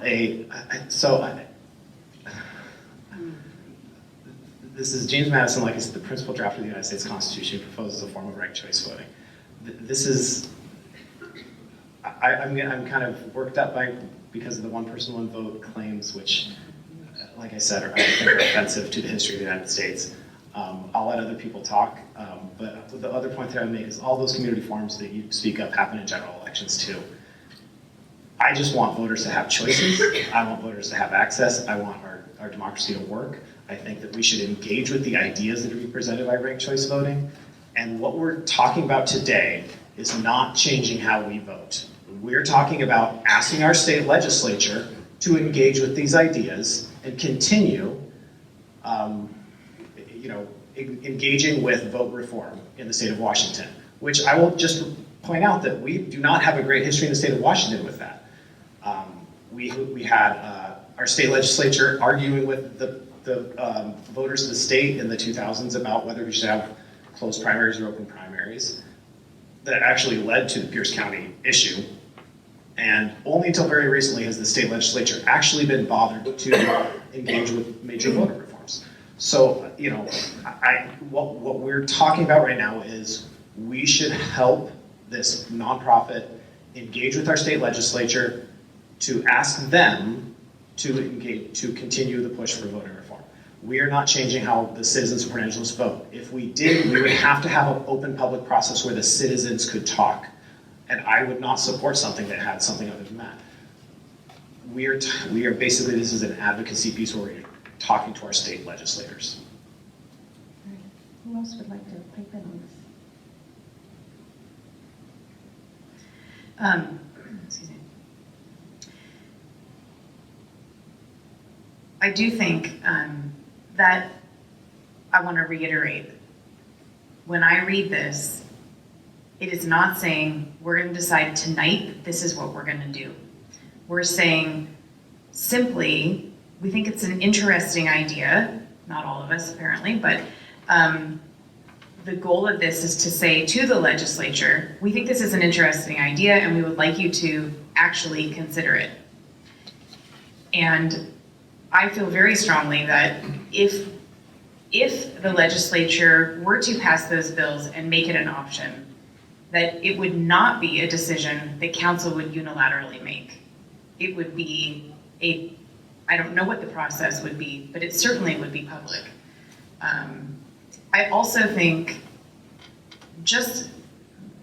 I don't understand quite why there's a concern that having a ranked choice system means people wouldn't be heard. I think if we had a ranked choice system and there are 3 positions open and 10 people run for them, all 10 people are at a table having a debate, or they break it up into 2 different groups, and the League of Women Voters would still host those people for a debate. People still would have an opportunity. I don't understand why there's a concern that that would go away.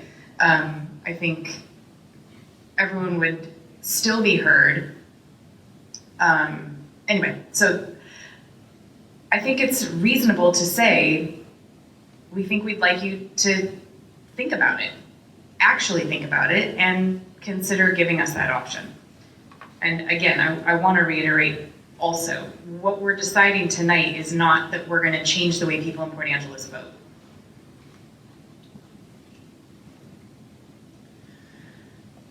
I won't be in support of this, and it was pointed out earlier, I didn't hear anybody come to speak in favor of this.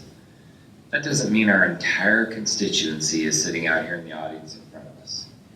But those that chose to show up, chose to tell us they were not interested. I do personally believe that it will create a system where the person who throws in the most money will have the better chance of succeeding. And when I ran, thank you, Mary Lee,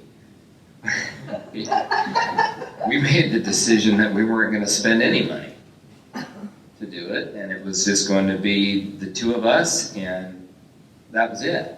I think it's disgusting the amount of money that goes into politics, and this starts the snowball down the hill. And I do realize very clearly this is not us deciding whether or not Port Angeles is going to change to this system or Clallam County is or the state of Washington is. This is just strictly a letter of support from the city of Port Angeles, from the city council. And I am not willing, because I have not heard anything to make me decide in that direction, that the folks of Port Angeles want to even start this snowball going. And I don't think that that there's anything wrong with the system that we have now. I realize that many folks feel it's broken because they don't like maybe some that are elected at higher offices than ours. And there's been a lot of turmoil in the election process, and this is the system we have. I'm not in favor of reinventing the wheel. And if that system was great as it was proposed, then that is the direction that the U.S. should have gone. But for some reason, and I am not a history major, for some reason, this is the system that we have today. And I find it interesting that if it was spoken about way back then, why isn't that the system we have? Well, I could see over there just swiveling in your seat.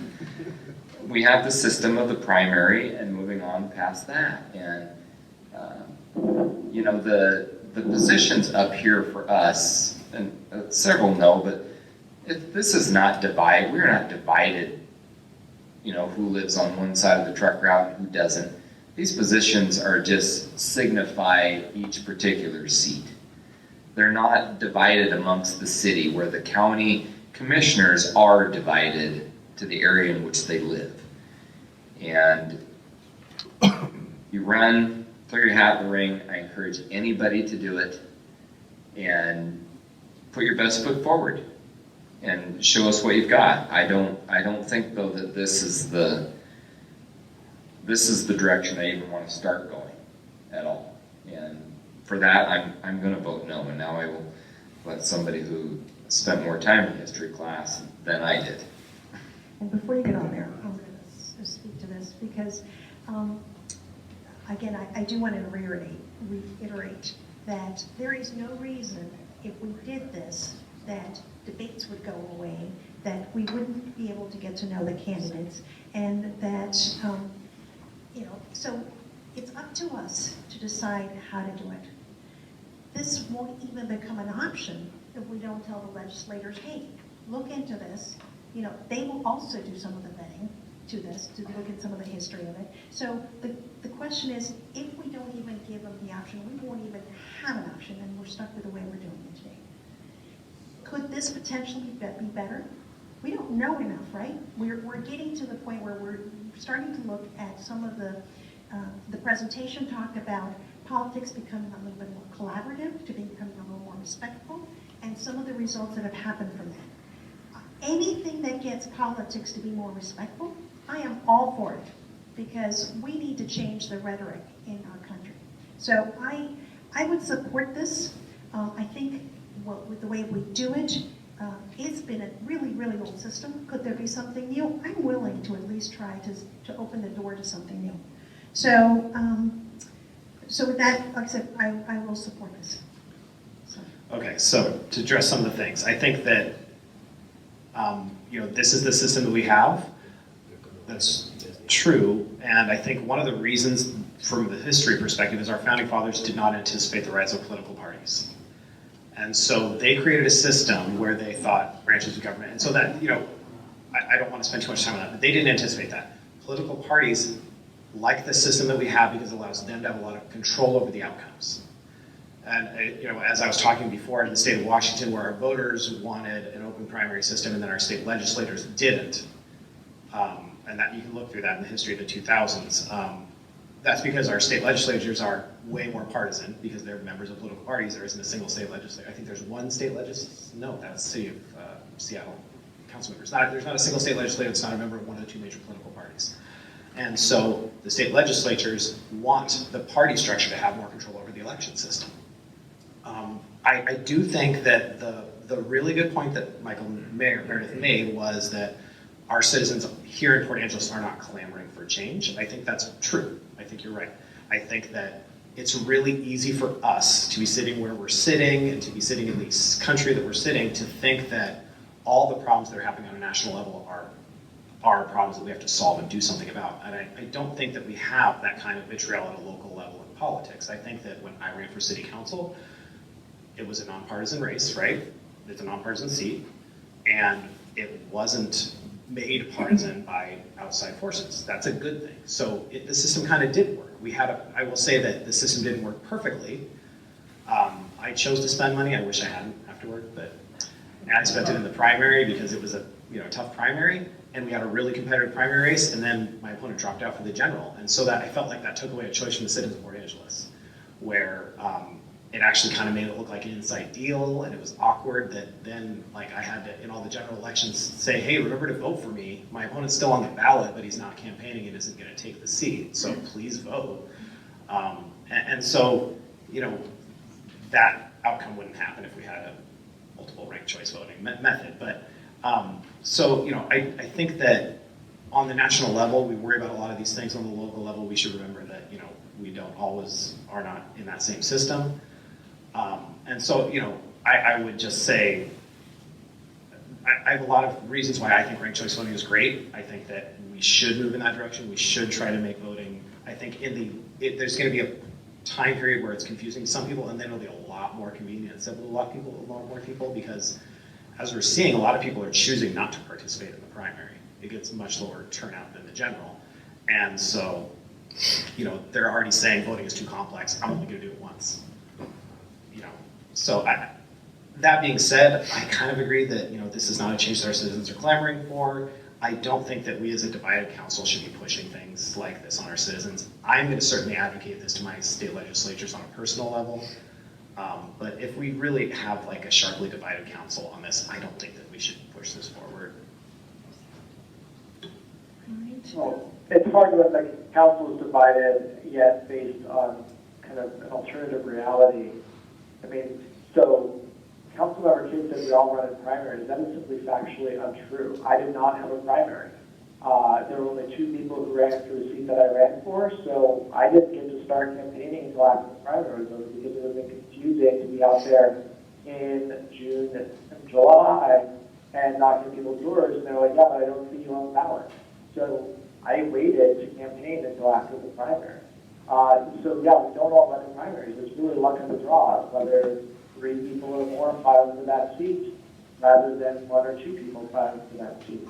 Finally, in addressing what Councilmember Meredith said, it should be the system where you decide to serve your city, you put your name on the ballot, you campaign, and hopefully you get elected. That is not the system we have. As Councilmember French just said, he referred to his opponent a number of times. And that's what we have, because we run in these individual seats ultimately against one other person, and all you have to do is beat that other person rather than be the best candidate you can be.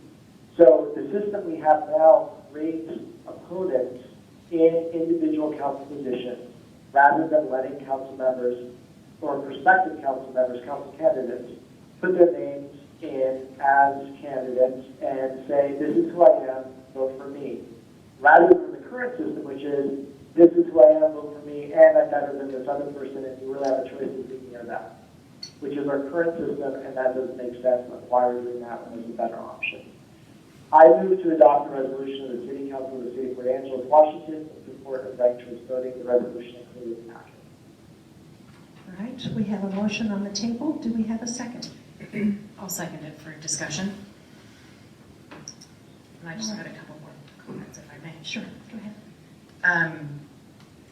I do want to reiterate that I have concerns with our current system for exactly the reasons that have already been addressed, that we end up with candidates who are on council, not necessarily because they were elected, but because everyone else dropped out, and that's a problem. I also appreciate that people came to talk to us about it, and I did hear from people who requested that we consider supporting this. I will say that I find Councilmember French's argument compelling, and think that perhaps a more appropriate approach, because it doesn't really pack the punch that it should if it's not unanimous, that maybe the better course of action at this point is for those of us who are in favor to sit down with our elected officials at the state level and talk to them about it. And I am more than happy to commit to doing that moving forward. Sure. I think anything that we send to our legislators from the Port Angeles City Council needs to be fully supported by the Port Angeles City Council, or it won't be effective. And I'm not, whatever it is, whatever topic, and I just, our legislators are, if they get a mixed message from us, it won't be the powerful effect that Lindsay was attempting when he brought this up. And I don't care, again, it's not this particular topic, it's any topic. If we go to our legislators, these are council priorities. If we all don't support this, it doesn't come across as a council priority. And I do believe our legislators will hear from local citizens and council members, but maybe there's a better way to approach our legislators if we're divided. So I agree with other council members that if we're not unified, I don't think it's going to be this or any other topic as effective as it should be. We're not going to be unified on this because Councilmember Kidd heard in the presentation that conservatives vote more than the demographic average in primaries. She took that as an issue. She's using this. I object. Point of order. No, you cannot insult a council member and their motives. That's against council principles and procedures. Let's please keep this to the point. And so she's now trying to... I object, point of order. It's against council procedures to question the motives of another council member and insult another council member. You know that, Lindsay. Wait, you made your point of order. Now, Lindsay, please proceed so that you're not having a point of order called at you. The point of order is not really valid, because what I'm trying to say is that it's a majority of the council that gets to decide.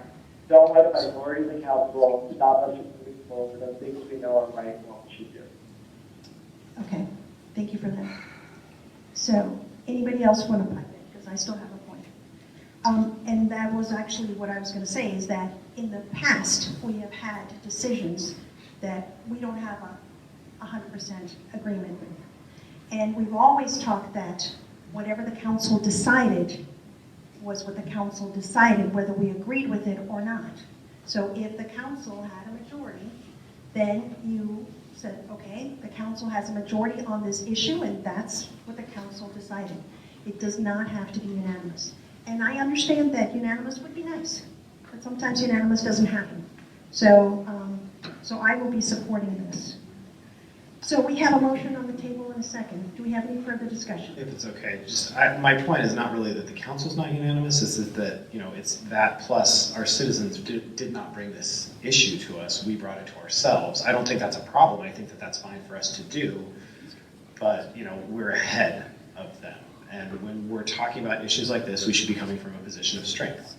And I don't think that we are. I think that our citizens still, a lot of people don't understand ranked choice voting. And I think that in 20 years, there's probably going to be a lot of states, as a whole state, that have adopted ranked choice voting, like the state of Maine has. And we'll all look back on this and say, why didn't we do this sooner? It was so, you know, it works well, it's easier, it's less costly, we don't have to have primary elections. You know, and maybe we'll also come up with more improvements in that time. I don't know. But we're ahead of the curve. Our citizens really are not clamoring for this. Our citizens, many of them don't really understand it. And, you know, I agree with all of the whereases in the resolution. Like I said, I will be, I think that Fair Vote Washington is doing an excellent job of spreading that awareness, but it does take time, and we need to, you know, just acknowledge that we're a little ahead of the curve here. And I would agree I with that. actually rebut that because about 30 people attended an event in Port Angeles the election night about this system. And so, that's not saying like we pulled this out of a hat somewhere. This is an idea that's been brought before the Charter Review Commission in the past. This is an idea that's been discussed locally for over a decade. So it's not fair to say that this is not coming from a community process. Yes, we're ahead of the curve because, I took that idea and said, yeah, let's move a resolution because that's going to be helpful in moving this forward with the state legislature because that's how we're effective in helping to say that cities care about this. Because right now the legislature is saying, why should we pass this if no city is even considering whether to do it? So we're in a catch-22. If we don't say, hey, yeah, we're willing to have a conversation about this and do it, the legislature is going to say, well, we don't think we need to do this because no cities are asking us for it. We need to ask them for it. Right. And what I was going to say is that we won't even be able to have this discussion if we don't give the support or if we don't tell the legislature to go ahead, hey, we would like to at least have this option. And if they do pass this, we don't have to take the option. So again, this is like way down the road. It first needs to pass the legislature for us to even have a chance to even discuss it. And then once we discuss it, we can say, no, we don't want this. So it's, to me, it's like if we don't pass this, then we're actually not having any chance at all in the future, even though if we say that we're ahead of the constituents, and I agree that in some ways we are, but in some ways we're not. It's something that has been around for a while. And so, therefore, with that, I would say, like I said, I'm going to support this because I think it just opens up the door for discussion, and to me, discussion is always important. So, all right, so we have a motion on the table and a second. Let's vote on this. So all those in favor of the motion, please say aye. Aye. All opposed? No. No. Okay, so it fails 4-2. All right, so we are on to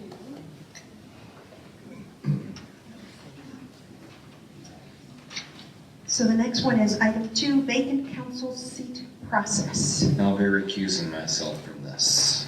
So you can come wake me up when it's my turn. Sounds like a plan.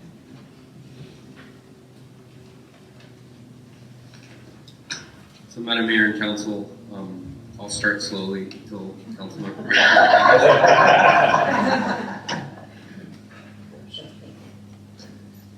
So staff has provided some background information in a memorandum highlighting approximately 3 different examples of similar circumstances where we have had a vacant council seat. In addition to that, we have moved forward at council's request advertising and noticing the council vacant seat, provided an opportunity in accordance with council rules of procedures that allows applicants to provide a letter of intent as well as an application by the 11th of December at 5 p.m. So at this time, we've laid out some options for you in this memorandum. One option would be that council consider applications at the December 17th meeting. Staff could arrange it so that there are interviews beginning at 4:30 p.m. Interviews could be concluded by 5:30. If council chooses, they could have an opportunity for a closed session to consider qualifications and then take action in your regularly scheduled meeting on the 17th. There's multiple other options that we can provide. One caveat is that if we receive on December 11th a greater number of applications than 5, more than likely we will probably want to either schedule a special meeting, have a subcommittee appointed by council, or come up with an alternative, recognizing it'll take more time to get through many applicants than it would if we had 5 or less. So staff would be happy to answer any questions and provide additional options. All right, council, any comments on this? I would like to, oh, sorry, were you going to go? Okay. I would like to take the recommendation that we, if there are 5 or less, build it around the December 17th meeting, just because it's already planned. It sounds like a potential date for a special meeting, if it were needed, would be sometime late next week. I'm also amenable to that. I am of the strong opinion at this point that I would like this to be a whole council process all the way through and not a subcommittee process. That's my main, the main thing that is important to me in how we move forward with this. So I feel flexible about some of the other pieces, but I would really like it to be a whole council conversation the whole way through. I agree with with Deputy Mayor Dexter, and one thought I had, if we do have more than 5 applications, is that every council member who's, I guess, part of the decision could review those by, say, Friday at 5, and then submit a list of those candidates that each council member would want to interview. And then if any candidate has, if more than two or more council members saying, yes, let's interview that candidate, then they're invited to interview starting at 4:30 the following Tuesday. But if only one council member wants to interview a candidate, then that person is not invited to interview. And that could help narrow down the number of candidates. If it ends up being more than 5 to have 2 or more council members, we could take basically the top 5. Okay, that's an idea. So being able to, Totally get money. oh, so you were saying that you would submit, or we all would submit a list of 5 candidates we want to interview, and then staff would collate that, and if there's candidates that have 2 or more council members wanting to interview, then they would get on the list. And if there's more than 5 of those, then the ones that have like 3 or so would be the ones interviewed. I agree with Deputy Mayor Dexter. If we could interview them earlier before the meeting on the 17th, hopefully that would be ideal. And then, So what if we have more than 5? well, maybe we could meet on the 16th. I just prefer an open session. What we've done in the past is we've been together as a council and asking them questions, and so we all got to see and meet them and hear from them, because we all need to meet them regardless of, but it's good if we all can hear their answers, because then we all really have a sense of who we want to appoint. The more open the process, the better for all of us, I hope. And I would agree with that. I just think that would get unwieldy at a certain number. So I don't think it's likely that we'll get like 12 applicants. But if we do, I don't think that, I think it would take like a 2-hour meeting for us to have all 12 there and go down an interview process with them. So what I was thinking about with the special meeting, and I know we're not supposed to have a conversation, it's supposed to be orderly. So I'm sorry for just jumping in, I just want to clarify what I was thinking. If we get 5 or less, we interview all of them, and we do that on the 17th before the meeting. If we get more than 5, we have an open public meeting at the end of next week where we discuss which of the candidate applicants we want to interview before the meeting on the 17th. So we wouldn't have all the candidates there, we would just have all the applications, and we would have just the basically applications, select 5 or we'd 6 sit around or whatever. maybe in a work session style noticed meeting, so we could discuss the candidates as a whole council, and then whittle it down from there to who we want to interview on the 17th. Could I just throw this in? Maybe have a special meeting on the 16th. I have to be out of town all next week. So I'll be available the 16th and the 17th, 24 hours. I don't have a problem with the 16th. Right. Lindsay, do you have any problems with calling in? 16th? Well, I don't understand the process, because basically we're going to then vote by a majority of the council as to whether we want to interview a candidate based simply on their application. That's a great way to basically have the majority of the council initially winnow down the candidates who actually be considered. I think it would make more sense for each council member to simply say, of the candidates that have applied, here are the ones that I would like to interview.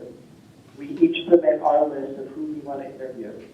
And then if an interviewee has 2 or more council members say, I want to interview that person, then they get invited. But if only one council member wants to interview somebody, then they don't get invited. We can use a process like that to make sure that it's not just the majority of the council saying based only on the applications, not based on the interview, who we want to select. If we're going to have a meeting to decide who we're going to select at the real meeting, based only on the applications, why are we bothering with the interviews in the first place? Well, there's no reason why we couldn't come to that meeting with our list. Here are the people I would like to. Yeah, I don't see a big difference between the two, other than one avoids a special meeting. That's true. One does avoid a special meeting. Because my guess is at the session, that's kind of what we'll be doing, is who do we want to interview? It's true. Because we And will be. Yeah, we will be identifying the ones we want. And I also think that it's probably not likely that we get 10 applications. I don't know what the history has been with how many applications we historically get, but. Actually, that's a good question. What's the historical, if you have any clue? Thinking back, I feel like there was at least one occasion where we had many applications exceeding 5, but I do feel like there was at least one occasion of the 3 where we had just a handful, if not 1 or 2. So we've seen a diversity there. Okay. I know I keep talking. I'm okay with a process that gives everyone equal opportunity to weigh in on who they would like to interview, which I think Lindsay's suggestion does, and it does avoid a special meeting. And it doesn't give anyone more weight than the other. It doesn't give a subcommittee the opportunity to filter everything. It gives each of us I would like to interview these 5, because we've decided 5 is our threshold for interviewing. And we could, if for some reason that became problematic, potentially still have a special meeting on the 16th if we needed to. But I feel like I would be okay with all of us getting copies of the applications, have an opportunity to screen them individually and say, here's why I would like to. And I think we need to be able to support our rationale. And then whoever those top 5 people are, if there are more, those are the people we interview. I would be okay with that process. It's interesting because I think I'm in the one person out that thinks the subcommittee would be fine, but and truthfully, because I was thinking just winnowing down from if we had 12 to 5 or 6, I think that you probably could have a subcommittee do that fairly. But I mean, if the rest of the council just wants to have a special meeting, that's fine. I mean, a subcommittee would have to have a meeting of their own and take their time to do it anyway. And I, like I said, if we're going to shoot for interviewing 5, I think let's go with, we're hoping less than 5, but if we get more, if less than 5, then the process is pretty set. We'll go ahead and do it for the meeting. If we have more than 5, I think if we submit our 5 that we want, and let's see where that windows. There may be, we might all pick the same 5, and then that makes life easier, because in that way we know who we didn't want to interview. And then we just add 4 new council positions. I'm just kidding. And then from those 5, right? So does that work? So I move to adopt the process of filling the vacant position as proposed in the council packet, with the addition that if we receive more than 5 applications by close of business, by 4 p.m. on Friday, December 13th, each council member submits a list of the applications that council member would like to interview, and then staff sort those lists, and the people who have the most council members are selected first to interview, up to 5 unless there's a tie, in which case at the tie everyone's included. for interviews starting at 4:30 on December 7th. I will second that with the correction that the applications we've already stated are due by close of business on Wednesday, the 11th. No, but he's talking for us, our business too. That's not what I heard him say. Sorry, yes, to clarify, I meant to say that the applications are due at the time advertised December 11th. And then for us as council members, we need to submit by 4 p.m. on December 13th our list of who we want to interview. And that list is not your 5. It is basically, you can list as many of those names of applicants as you want. Voting for all is the same as voting for none. I won't have any time on December 12th to devote to this. I'm representing the United States in the Miss Senior Universe pageant in Las Vegas, and it's going to all day. And if for some reason I should do well, I'll be interviewing afterwards, and I'm traveling on the 13th, and I don't see how I can meet the deadline by 4 o'clock Friday. I won't have it available. And I would say that since we only have 5 council members voting on this, we should do our best to accommodate Councilwoman Kidd's concern. Couldn't it be that end of I'll be business on home Monday? Friday night, and I can, Saturday and Sunday, I can dig into this and get it all done by Sunday, but I simply have to do other things Thursday and Friday. So 8 o'clock on Monday morning? Oh, absolutely, absolutely. Thank you. I'm changing the motion to 8 a.m. The council member deadline is 8 a.m. Monday morning. Thank you. That seems reasonable. So we have a motion on the table and a second. Any further discussion? And is staff understanding what we're talking about? Okay. We are. I just make one point of clarification. I thought the motion was quite clear. Councilmember Sean Warren, you mentioned something additional relative to council members could submit as many requests for interview as they like. So I just want to make sure that is clearly incorporated as an understanding for all council members. That, as I heard you stated, I believe you're suggesting that if, for example, one council member wanted to send forward 8 for an interview, recognizing that only 5 are going to make the list, that all 7 or all 5 council members voting could potentially put forward a list of 8, in which case we might have a problem staff-wise, but I just want to get a little bit more clarification on your intent. That is correct. There's no limit on the number of interviewees each individual council member can pick. But is your goal that, are you, just so I know I what would I'm use voting game on? theory and only pick 5. Yeah, I was going to say. I feel like we should I feel like it's going to get complicated if we pick more than 5. That you're not required to pick 5. You're not agree. required to only pick 5. Just list the names of the people you want to interview. Okay. And but I think you're getting an agreement here that at least let's just keep it to the top 5. Okay. I mean. Well, so here's the problem with that is then no, I'm sorry to take it apart. I just want to make sure that I'm thinking this through properly. If all of us only pick 5, we could end up with only 3 people that we want to interview. And that would be okay? Okay. Interesting. Right? If we are allowed to pick more than the total number, we can end up with 5. Or we can end up with more than 5.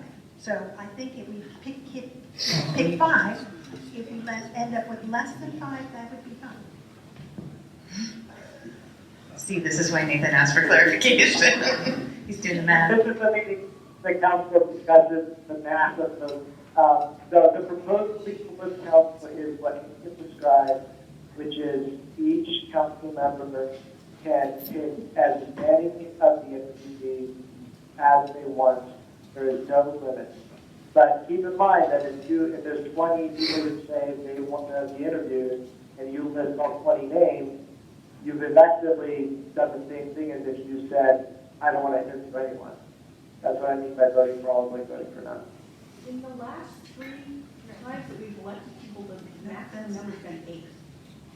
In the last 3 times. Okay, thank you. So, I mean, if, it's true that if we select as many as we want, we are basically, if we select all of them, you're basically voting for me. There's no point. And I don't think we're gonna do that. I mean, I don't think we need to select the top group.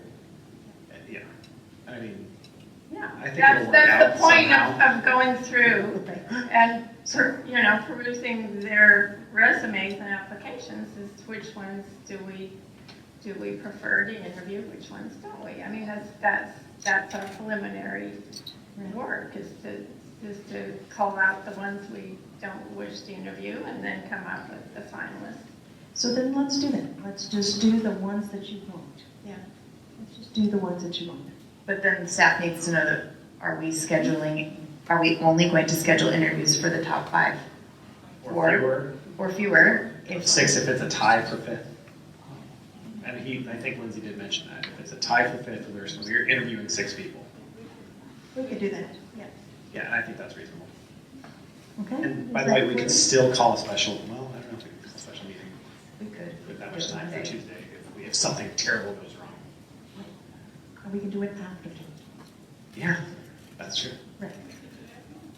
So, So council, we could certainly elongate Tuesday and call a special meeting Monday morning and, start earlier than 4:30 if we needed to. But staff can live with the motion as is if that's the direction council wants to go in. And that can work for us. If for any reason there is an anomaly relative to we get a number that is greater than 5, not a result of the tiebreaker, then we probably would move in the direction of a special meeting approach. But for now, I think if the motion succeeds, I think we could move forward with that. all right. And I actually, before I make this motion, as to, once we have the 5, the interview process, are we going to have a set list of questions? And then therefore, that set list of questions, how will we generate that set list of questions? So I guess that'll be something to discuss. So I would just say, so this is the time where we discuss that, right? We're talking about procedure. I mean, maybe we could pass the motion and then discuss that. Yeah, that's what I'm thinking. So But let's I pass have the motions and then we'll, okay. So we got a motion on the table in a second. All those in favor of the motion, please say aye. Aye. Aye. Any opposed? So Lindsay, we got your aye? Aye. All right. That's great. So it passes unanimously. So now, as to once we get them, once we got our candidates in the room, how are we going to proceed? So I would say that we are allowed to ask the questions that we want to ask. And I don't think that we should hamstring ourselves to a requirement that that we ask questions that only everyone can answer. If we have, people that we think, have a specific question that they need to answer, we should be able to ask them. And, I just think that we should give us as much discretion as we want. This is a discussion that council has. So do we want to limit 2 questions per council member so that at least the process moves forward? I mean, we can't be having everybody ask 5 questions and we'll never get done. 2 seems like few. So you're saying, just for point of clarification, that you don't think it's necessary to ask the same question of all candidates? Agreed. Yes, that's what I'm saying. Okay. Not even some? If you want to have some questions you ask of all the candidates, that's fine. Yeah. I mean, Well, I guess I could job use my interviews are, questions to ask the same questions every time. And they're not going to have identical resumes. They're not going to have identical educational backgrounds. See, this is specific interesting. Backgrounds. You are a private business owner, and every job I have interviewed for recently is a public thing in which they must ask the same questions of everyone. But just to be clear, we're not hiring someone as Yep, we're not. You know what I mean? This is something where the state has said we need to have a qualified applicant, and we get to decide what qualified means. But we do ask the same questions to every candidate, and then that way we can compare, and it's very fair. That's how it's always been done, and it's very Is that a legal fair. requirement? It's always been fair. It's certainly a best practice. I will say we do strive to do that with all of our boards and commissions. Try to ask the same questions of each individual, just to ensure that it's a fair process at the end of the day. I don't think by any means it's a requirement, but I think it is a good best practice that we do follow at the staff level. It is best practice, and we don't want to be accused of being prejudicial with questions different questions at different candidates. If we say everybody gets the same, then it's fair, and it must be transparent and fair. All right, so now. I tried to ask every council candidate what policies they would attempt to introduce to eliminate homelessness in Port Angeles and why they believe those policies would be effective in achieving that goal. That said, I don't want to be limited in not able to ask clarifying questions about particular applicants' applications if there's something that's vague or ambiguous in an application, and I feel like I want to clarify that in order to be able to assess the qualifications. I think clarifying questions that are different are very reasonable. Because that's just, we want to make sure we understand, which is different than we're asking you a different question. And I think generally I agree with the idea of asking the same question so that you can assess apples to apples and not apples to bananas or oranges. With the caveat for clarifying questions with regard to things that are vague or not. And I think also the capacity to maybe ask some clarifying questions about the answers that they give. Counsel, if I can just... Can I ask a quick clarification, which is, will the other applicants be in the room or in order to listen to the previous interview? No. Or will they be able to... No. It's an open meeting. No. We cannot tell someone they can't come in. No. So let's just say there's 5, and they wait outside. Number 1 comes in and asks the questions, and then when he hears the questions, please just listen, just hear me out. So the first one comes in and gets answered the questions. He's finished, so he can stay in the room. Number 2, because he hasn't heard the questions. Number 2 comes in, they go through the same questions, they're through. If they can leave or they can stay in the room. But until they have an opportunity to be interviewed, they don't join us because that gives them an unfair advantage. An open meeting is an open meeting. No, You cannot no. tell someone they can't come to an open meeting. Absolutely, that's You not have to interview fair. people in an open session. That's not fair. No, it's not done that way. That's not fair. You can't give the 5th person an opportunity to hear the 4 people in front of him so he can hear or she can hear and come up with the answer. That's not fair. That's not fair. So let's. I would love to hear the city attorney to explain to me how we can bar someone from an open public meeting. I would love the city attorney to explain this. I've been through this process. That's how it's done. The meeting for the interviews is an open public meeting. At the same time, the state law allows each council to set the rules under which they will allow candidates to be interviewed. So it is possible for you to choose to allow all the candidates in the room if you want to do that. It is also possible for you, as setting the rules for the process that you will follow in selecting a candidate, to say that if you want to be a candidate, you have to wait outside until you have been through the questioning process. Then you can come in and participate in the open meeting. So it's possible for you to do that either way. It is your choice. But we can't give anyone the candidate's unfair advantage. So I went through debates in a primary. I didn't wait outside to hear the questions. Right. That is, I just find that so Yeah, we odd. did that for, remember when we did for the planning commission? We had 1 by 1 come in. No, don't think I was involved. So, to me, this falls under the same concept as the fact that Michael is not in the room right now because he's recused himself. I mean, he has decision-making power, so it's a little bit different, but I feel like it is, unless we're going to do a group interview. That's kind of what I was assuming we were doing. Okay, so in my mind, we're one at a time asking questions, thinking about it. Next person comes in, like if we were a corporation doing interviews.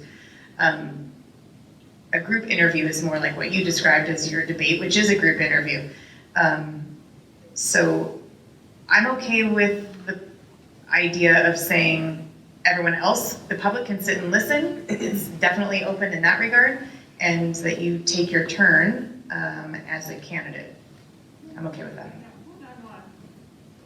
We can't give an unfair, the poor guy who's the first one and doesn't get to hear everything else, that's really unfair. You have to, they wait outside, come in, and we all ask a question, and then we say thank you, and then they can stay or not, and then the next one comes in. But you can't give people an unfair advantage of knowing how to prepare the answers. That's simply, that's prejudicial, and the first guy would really have a complaint.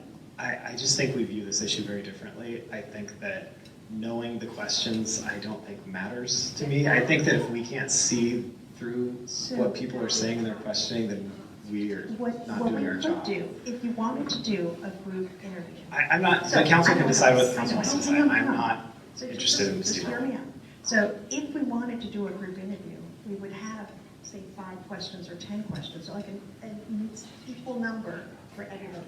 So that the first question goes to the first person, and then everybody answers the second question goes to the second person. And so that nobody has the advantage of being the first one. But it is, that would be a group, kind of like a debate. But it's, in the past, we've always done it the way it's been described, where one person comes in. And that way, you really get a sense of the differences in their personalities and their thinking, and it really helps us. If we do it one-on-one, individually, it helps us get to know them and helps us compare and what works. It really helps us the best. Lindsay, do you have any input? Yeah, apparently ranked choice voting is too complicated, but we can come up with this. I'm a little surprised. So yeah, to me, even if you're not the first person, the other people are sitting in the room. I mean, that's not fair. You've got this audience with the other people who've already been asked these questions, kind of watching you do it. I mean, there's all ways that we can assess what's fair and what's not fair. I do like the group interview style. I think we can alternate the questions. If we do know what questions we're going to ask in advance, I mean, we can throw them out. I threw out the question that I think I want to ask every candidate, and so people can prepare for that. It shouldn't be gotcha, and so we want to see how people behave in a group, in a conversation, and we will over the body with the council. So in a way, I'm in favor of the group interview style. Great. So I just don't know if this is particularly helpful, but the thought that is in my mind is, well, I would be okay with the group interview process, but I also like the one-on-one is okay. I think if we want everyone in the room, then we should release our questions in advance so everyone has the questions. But I feel like that's going to be more I think we're going to have a hard time getting that coordinated. Maybe it won't surprise you guys that I was just going to do this off the cuff, but So I think we need a little. I've been a business owner too long. It's just like we do the planning commission. We have the candidates come in one at a time. We meet them. We greet them. We all ask the same question to every single candidate, and we get a sense of that person, and it really helps us. And then they go out and we get the next one. That's how, if you're hiring someone in business, that's how you're getting someone on the commission. It gives you a sense of who they are, and then we're able to sit down and discuss who we feel would be appropriate. But it's really the best way for us to get to know the candidates is one-on-one, honestly. So we either got group or we got individual. Personally, I think I would go for the individual. It's just, I think, easier to be able to assess the individual. But so that, you're not talking about planning commission? No, we're talking about. But that's been brought up twice. There's 3. Like, have you been involved in that process before? I have. I have actually been as a candidate for the planning commission, and then You came in front of the whole city council? Yes. Okay. And then also as city council for the planning commission folks. And in some ways, like I said, it's the same question, so you get a sense of apples to apples because it's the same question. And It just seems so corporate to me. it is. Well, it's it okay, is. it works. So one point that I really think, this might rub people the wrong way, but I'm really confused why people are so concerned about being fair to the candidates. I just don't understand. Like, I don't want to be unfair to the candidates, but we could do this without interviews. It's our prerogative to decide however we like what qualified candidate means. There's no requirement that we do interviews at all. That's true. I mean, I think that interviews will probably give us a better view of what the candidate thinks and believes and feels and how they would interact on a council. I also think a group interview is the best way to get like an idea of how they would interact on a council. But like I said, I'm not trying to steamroll this. I just You can't hire anyone you haven't interviewed, honestly. I mean, seriously, if you want a good, So I've done that before, many times. well, all right, fine. But I have been through this process and it's worked well on both ends, both sides. Everyone's happy, they feel it's fair. We get a sense of who everyone is. Same questions, it's all fair, and it's worked very well. All right, so how do we move forward? So what are the questions? How are we going to decide what the Well, questions are? I think first let's get to group or individual, and then we'll get to questions. I think we already decided, everyone's just gonna come with a couple questions of their own, and you just ask the same question. I don't think we need to Well, write it down. So now I have to come up staff has provided the questions in the past. This has been done before. I mean, we could use that as a starting point, and if we have other questions we wanna ask, I think that's okay, as long as we ask the same question every time. So, and I do agree that we need to definitely figure out some of these questions, because I think we'd like a breadth of questions. I think we'd like a breadth of questions, as to budget potentially, as to policy on homeless, and, or as to, collaboration and things like that. Just overall basic topics. So I think that those are really something that, strategic plan. Council, just a quick suggestion, we could start at 4 p.m. and spend the first 20 to 30 minutes talking about the questions. That's actually good. And hope that each council member brings some questions to the table for that discussion. Staff will be happy to bring asked questions that were asked in similar processes, if that's helpful, if you choose to use them. But my hope would be council members are bringing those questions to the table. I think that would be great, because I would actually appreciate being part of that discussion of crafting the questions. Okay, so I move that we do individual interviews that will be held prior to our regularly scheduled council meeting on December 17th with a pre-work session at 4 o'clock for council to discuss the questions for the interviews. Second.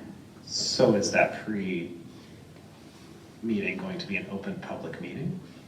Yes. And will we bar people from entry if they're candidates? The interviews? The candidates. Okay. All right, I won't support that motion. I think to clarify, we're not barring people from entry, we're asking them to not be in the meeting. And I agree with Councilmember French that why not, I want to hear the same answer to the same question 6 times. That just sounds like tedious, wasting an hour. All right, so right now we have a motion on the table in a second to have individual interviews, and that will come in early to figure out the questions. So, any further discussion on that? Well, I'm just gonna, can I just ask a quick clarifying question to throw a wrench? Because why stop discussing it ad nauseum now? Can that discussion be an executive session? The discussion of the questions? I'm not sure that meets the criteria. It's different than the candidate qualifications, which clearly can be, but I don't know about the questions. I was just curious. I'm not sure you have the answer. My initial impression is that no, that can't be. Because what the executive session allows is for you to discuss the qualifications or applications that are submitted by candidates. So that would be where you would initially do your screening about who you wanted to interview and who you didn't want to interview. That kind of a discussion. Okay, so now all of a sudden you have an inherent unfairness that if someone sits in the audience and texts that one person all the questions. I mean, that's been in the back of my mind this whole time. Well, But again, I it's mean, the I would same, hope right? that the candidates that we have wouldn't try to game the system, and so we don't probably have to worry about finding attempts to stop But that. again, But that does is it- actually a potential. I'm not sure that I care if they all hear the conversation about it and get them up front and still interview individually. I agree. I like the idea of hearing individually from people. And if they all know the questions in advance, okay, so the first person gets a little less time to quickly craft their answer than the person at the end. And actually, but we do a lottery and it just is. You know, actually that takes away the issue about someone sending in the questions. And if they're there while the questions are being crafted, it's not a big deal because they all know exactly what they're going to ask, but they won't be hearing the answers from somebody else. You know, I still push back. Like, I don't care if they hear the answers from other people. If they come in already that unprepared to just discuss the, you know, the responsibilities of a city council person and the policies of the city, then I think that that's going to show, and we'll select a different person. So I just don't think that that is what I'm trying to advocate is we should make this process as flexible to the city council as possible and give us the largest amount of discretion to do whatever we want to determine the qualifications. And I think hamstringing us with pre-written questions that are, I really hope that we ask a lot of follow-up questions. And I hope that we're not going to constrain ourselves from doing so. Because, you know, I certainly have not had a single job interview in my experience where I asked a canned question about, you know, I don't know. I'm sure we can all think of a few, like, those boring job application type questions where I've gotten an answer and then be like, wow, I'm done. Like, I don't like those canned processes. I like a conversation that's back and forth. Yeah, we'll have time constraints, that's it. We'll have so much time with each one. But that will definitely be a constraint unless we want to go ahead and give it 3 hours. That's something to think about. So I'd like to jump in. If an applicant for the council position doesn't already know what the questions are generally going to be, they should not apply for the position. So, I don't know about that, because like I said, in multiple, I have been in multiple interviews where it has been a set of questions. I'm going to call a point of order because I feel like now we're just discussing the nuance. And I appreciate what Lindsay's saying, but I don't think it makes a difference in the outcome. Calling the question? Sure, I'll call the I'll question. second that. All right. Let's just vote, that's fine. Okay, well, we got to call the question. So we got to call the question. Vote on the call the question. All Aye. those in favor, say aye. Aye. Anybody say no? Okay, so we'll call the question. So we have a motion on the table to go ahead and do the interview. Is the motion clear for everybody? Okay, so. Repeat the motion, please. Okay, the motion is that we'll have individual, Carrie, go ahead. So I have that staff will be bringing back past questions and council will be bringing their own questions, interviewing individually prior to the December 17th meeting as a work session that begins at 4 o'clock. And to clarify, it was that 4 o'clock to 4:30 period to establish the questions. Correct, 4 to 4:30 for the questions. And then the interview. All right. All those in favor of that motion, please say aye. Aye. Aye. Any opposed? No. Opposed. Okay, so we have 3 to 2, so that passes. All right, I think we're done with that process. He's probably asleep. I would be if I were him. Or he's eating all the cookies. That's true. All right, off on to council reports. So let's start with you, Mike. Don't have much to report. The only thing I would mention is the Port Angeles Chamber of Commerce is putting on the Panto this year again, British pantomime. And it will be at this place, which is the Fanaticus restaurant, and showings are starting this weekend. Friday, Saturday, Sunday for the next 3 weekends. Friday, Saturday at 7 p.m., Sunday at 2 p.m. So it's going to be a real fun community event, community theater that's participatory and fun. And I'll be playing piano for the opening act. So. Are you? All right. So that was Panto, so it's happening. You were just missing the beginning part of that report. Later. I'm sure everybody wants All right. I also have a pretty short report, but we've been enjoying the ice skating rink. My 9-year-old wants to go every day. They needed a all-day season pass for him. I think I might have missed the boat, and maybe he'll be a little upset with me because he was like, wait, could I have my birthday party here? Because his birthday's in January. And I just saw on their Facebook post today, they have 50 requests for birthday parties. So if anyone wants to start a business, an indoor skating rink will be very popular. And it was a quiet in-between meetings, so I don't really have a lot of other things to report. Don't have much to report, really. My daughter refers to as Miss Kate, is having the ballet for the Nutcracker. That's at the high school. You can get tickets at Port Book and News, and that's Saturday night, and then there's a Sunday matinee show, and they're different.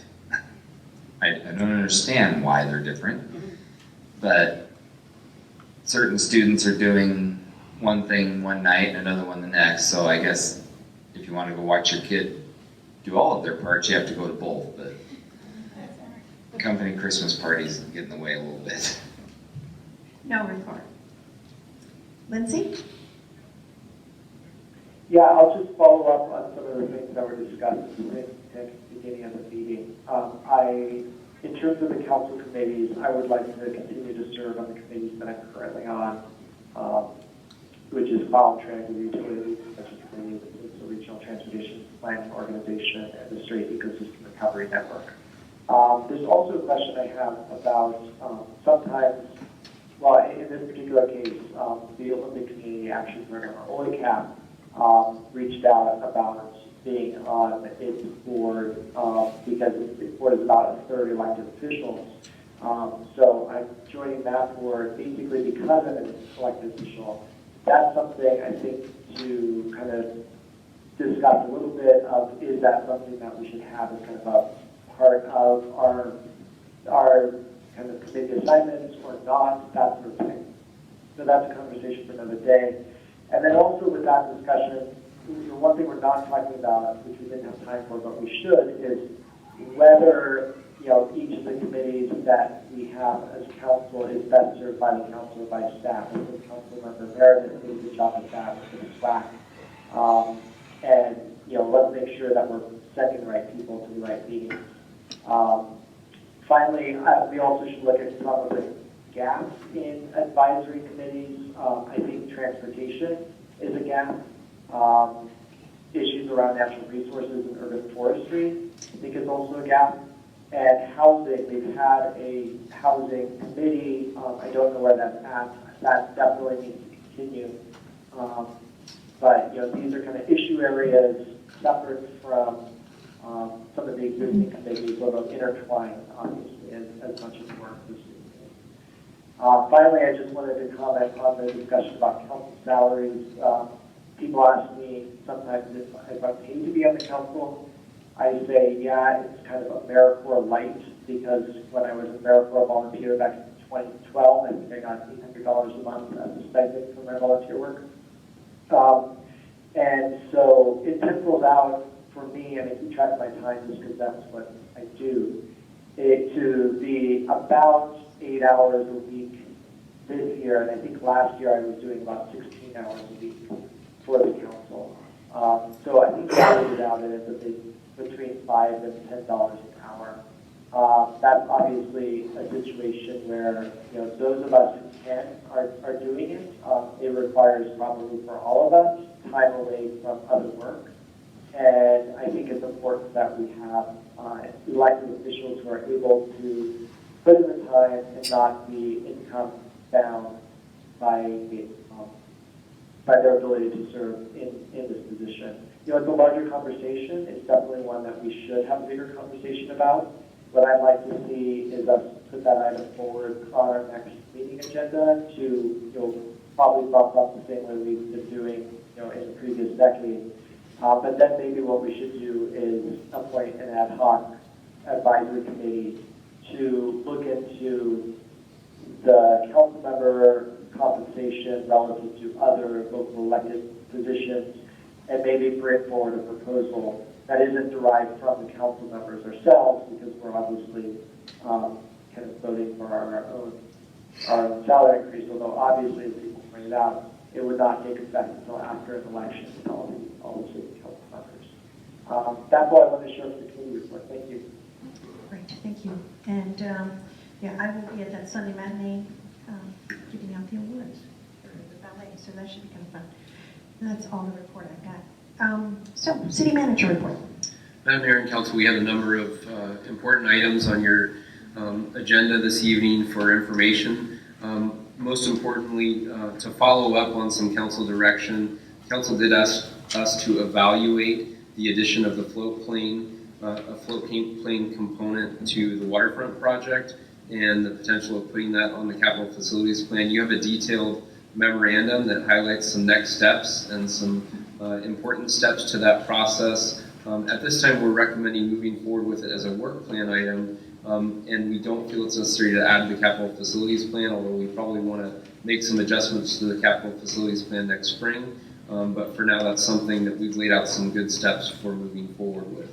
Additionally, we've highlighted an upcoming Washington State University visit that we're pretty excited about. That's something where we're going to have a number of students with a number of different projects in town, really helping the city out, looking into those projects and looking at creative ways to resolve some local problems. Again, I want to say thank you to our police department who worked so diligently to accomplish the accreditation. It really was an overwhelming task, and we're appreciative that they followed through on it and they got it done. It also very much satisfies one of our strategic plan items, and I think that's important. We also wanted to share very publicly our Rainier site, our Rainier Mill site comments. Earlier in the meeting, we did talk about time frame, how long it's been since 1997 that mill closed, how long that process has taken. And I think our comments reflect the fact that we don't want to see more time taken here. We really want to see that site cleaned up, done the right way, and make sure that we don't get stuck with a landfill long into the future. And then finally, just more follow through on the budget. We are moving forward with advertising of the code enforcement officer positions so that we can have somebody hired early in the new year. Great, thank you. All right, it is time for the second public comment period. So, Madam Mayor, just a quick additional, we do also have the annual council calendar in front of you with some updates. I apologize that came in a little bit late, but it tells you a little bit about what's coming up in future meetings. Thank you. Marilyn Smith, Port Angeles.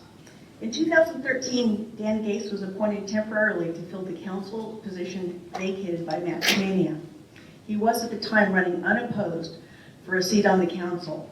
The reason that he was put in the position, said Council Member Pat Downey, his comprehension and thorough understanding of our issues is readily apparent. I believe there were only 4 candidates that time, one of which was Peter Ripley, who was also running against Lee Wetham at the time, and there was another person, and then another person that seemed to have dropped out before he got interviewed. In 2010, Brad Collins was appointed to the Port Angeles City Council when the newly appointed Larry Little resigned just 2 days after taking his oath of office. 7 people applied for the position, 5 were interviewed. 2 of them dropped out before being interviewed. Collins, former economic development director, was selected. Councilmember Kidd was quoted as saying, "He seemed to know the current up-to-date knowledge of our affairs." I think we learned as a city how to not appoint a council member. In the 2006 debacle,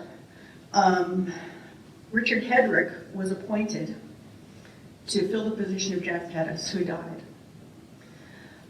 8 people were interested, including Pat Downey, Dan DiGiulio, and Sherry Kidd. Except none of the applicants were interviewed by the council. Everything was done in a closed session, from what I remember, and there was an executive session for 5 minutes, 5 hours after the deadline closed, and it caused a real problem in the city. People were very upset, and the PDN reported that the night Hedrick was appointed, there were 18 speakers signed up, 4 in favor and 4 who lambasted either the new councilman or the 4 people who chose him, or both. It caused a rift, and it was the big topic of discussion during the 2007 council campaigns. I really urge you to not pick somebody who you think you'll agree with, but someone who's really good for the council, someone who knows the issues, and someone who will make this as seamless as possible. But if you're interviewing people who agree with you, and you appoint someone who agrees with you, it's going to cause a problem again. Thank you.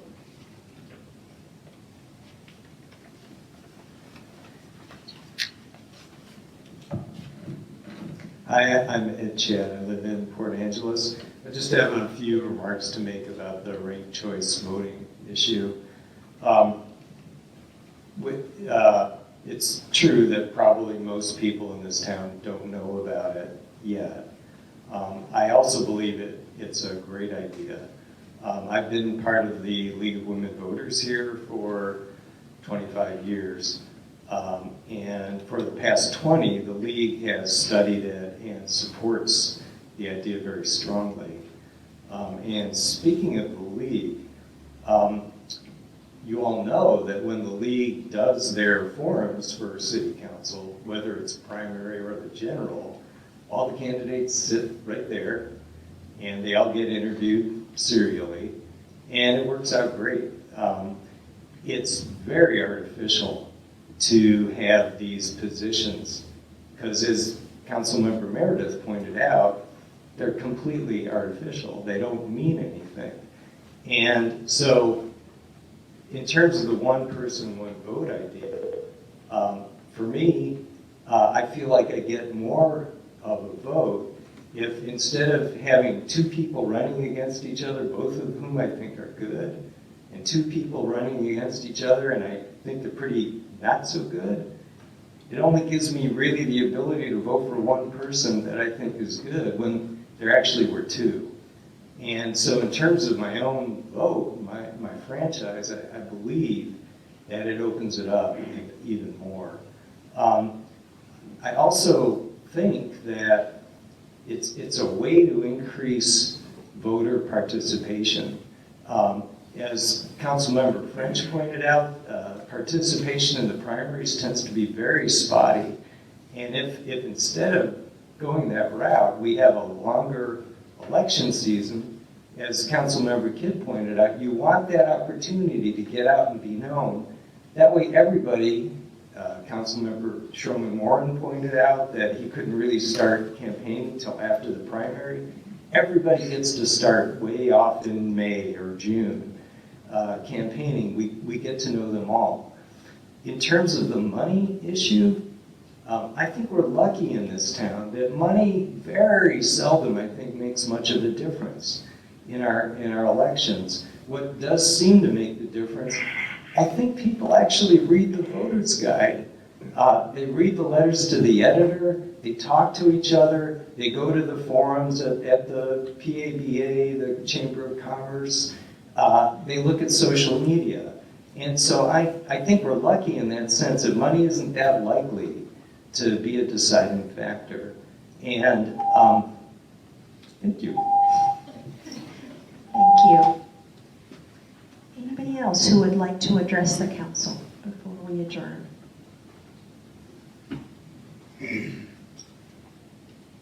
My name's Jim Creelman, Post Office Box 101.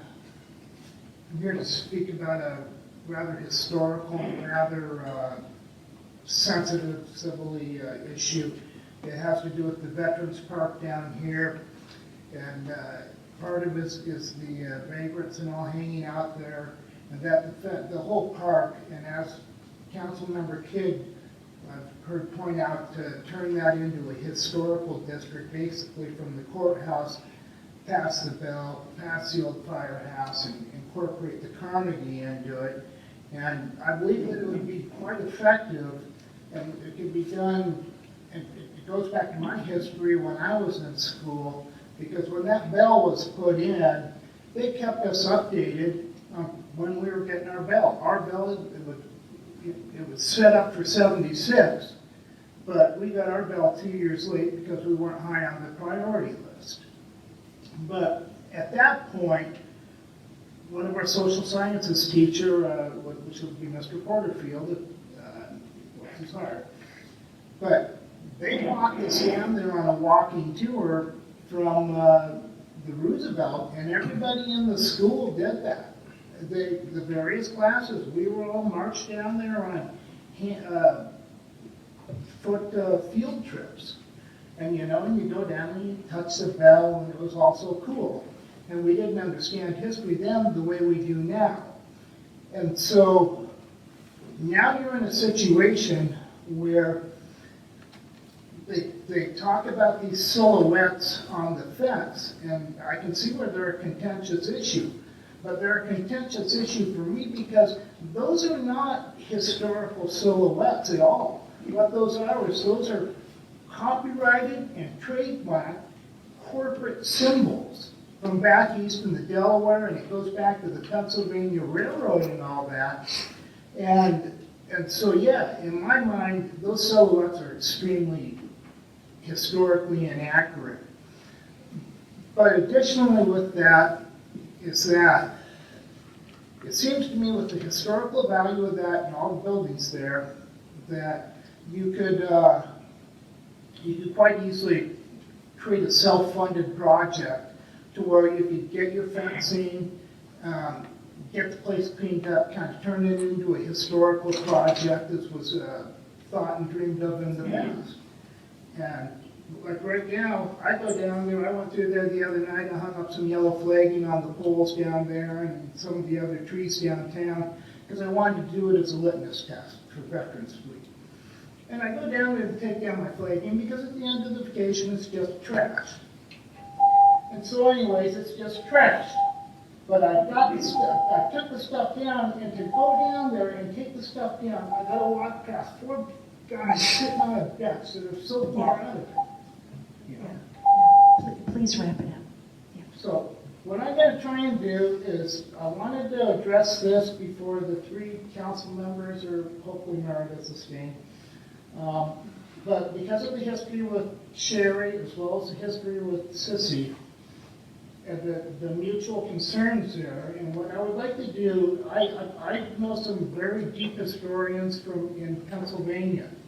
And so I would like to transfer to your, together with 2 of you guys, and be done with through the city manager's office.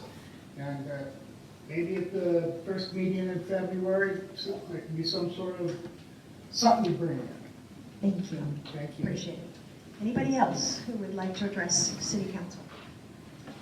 All right, then we are adjourned. Thank you all for attending. Thank you.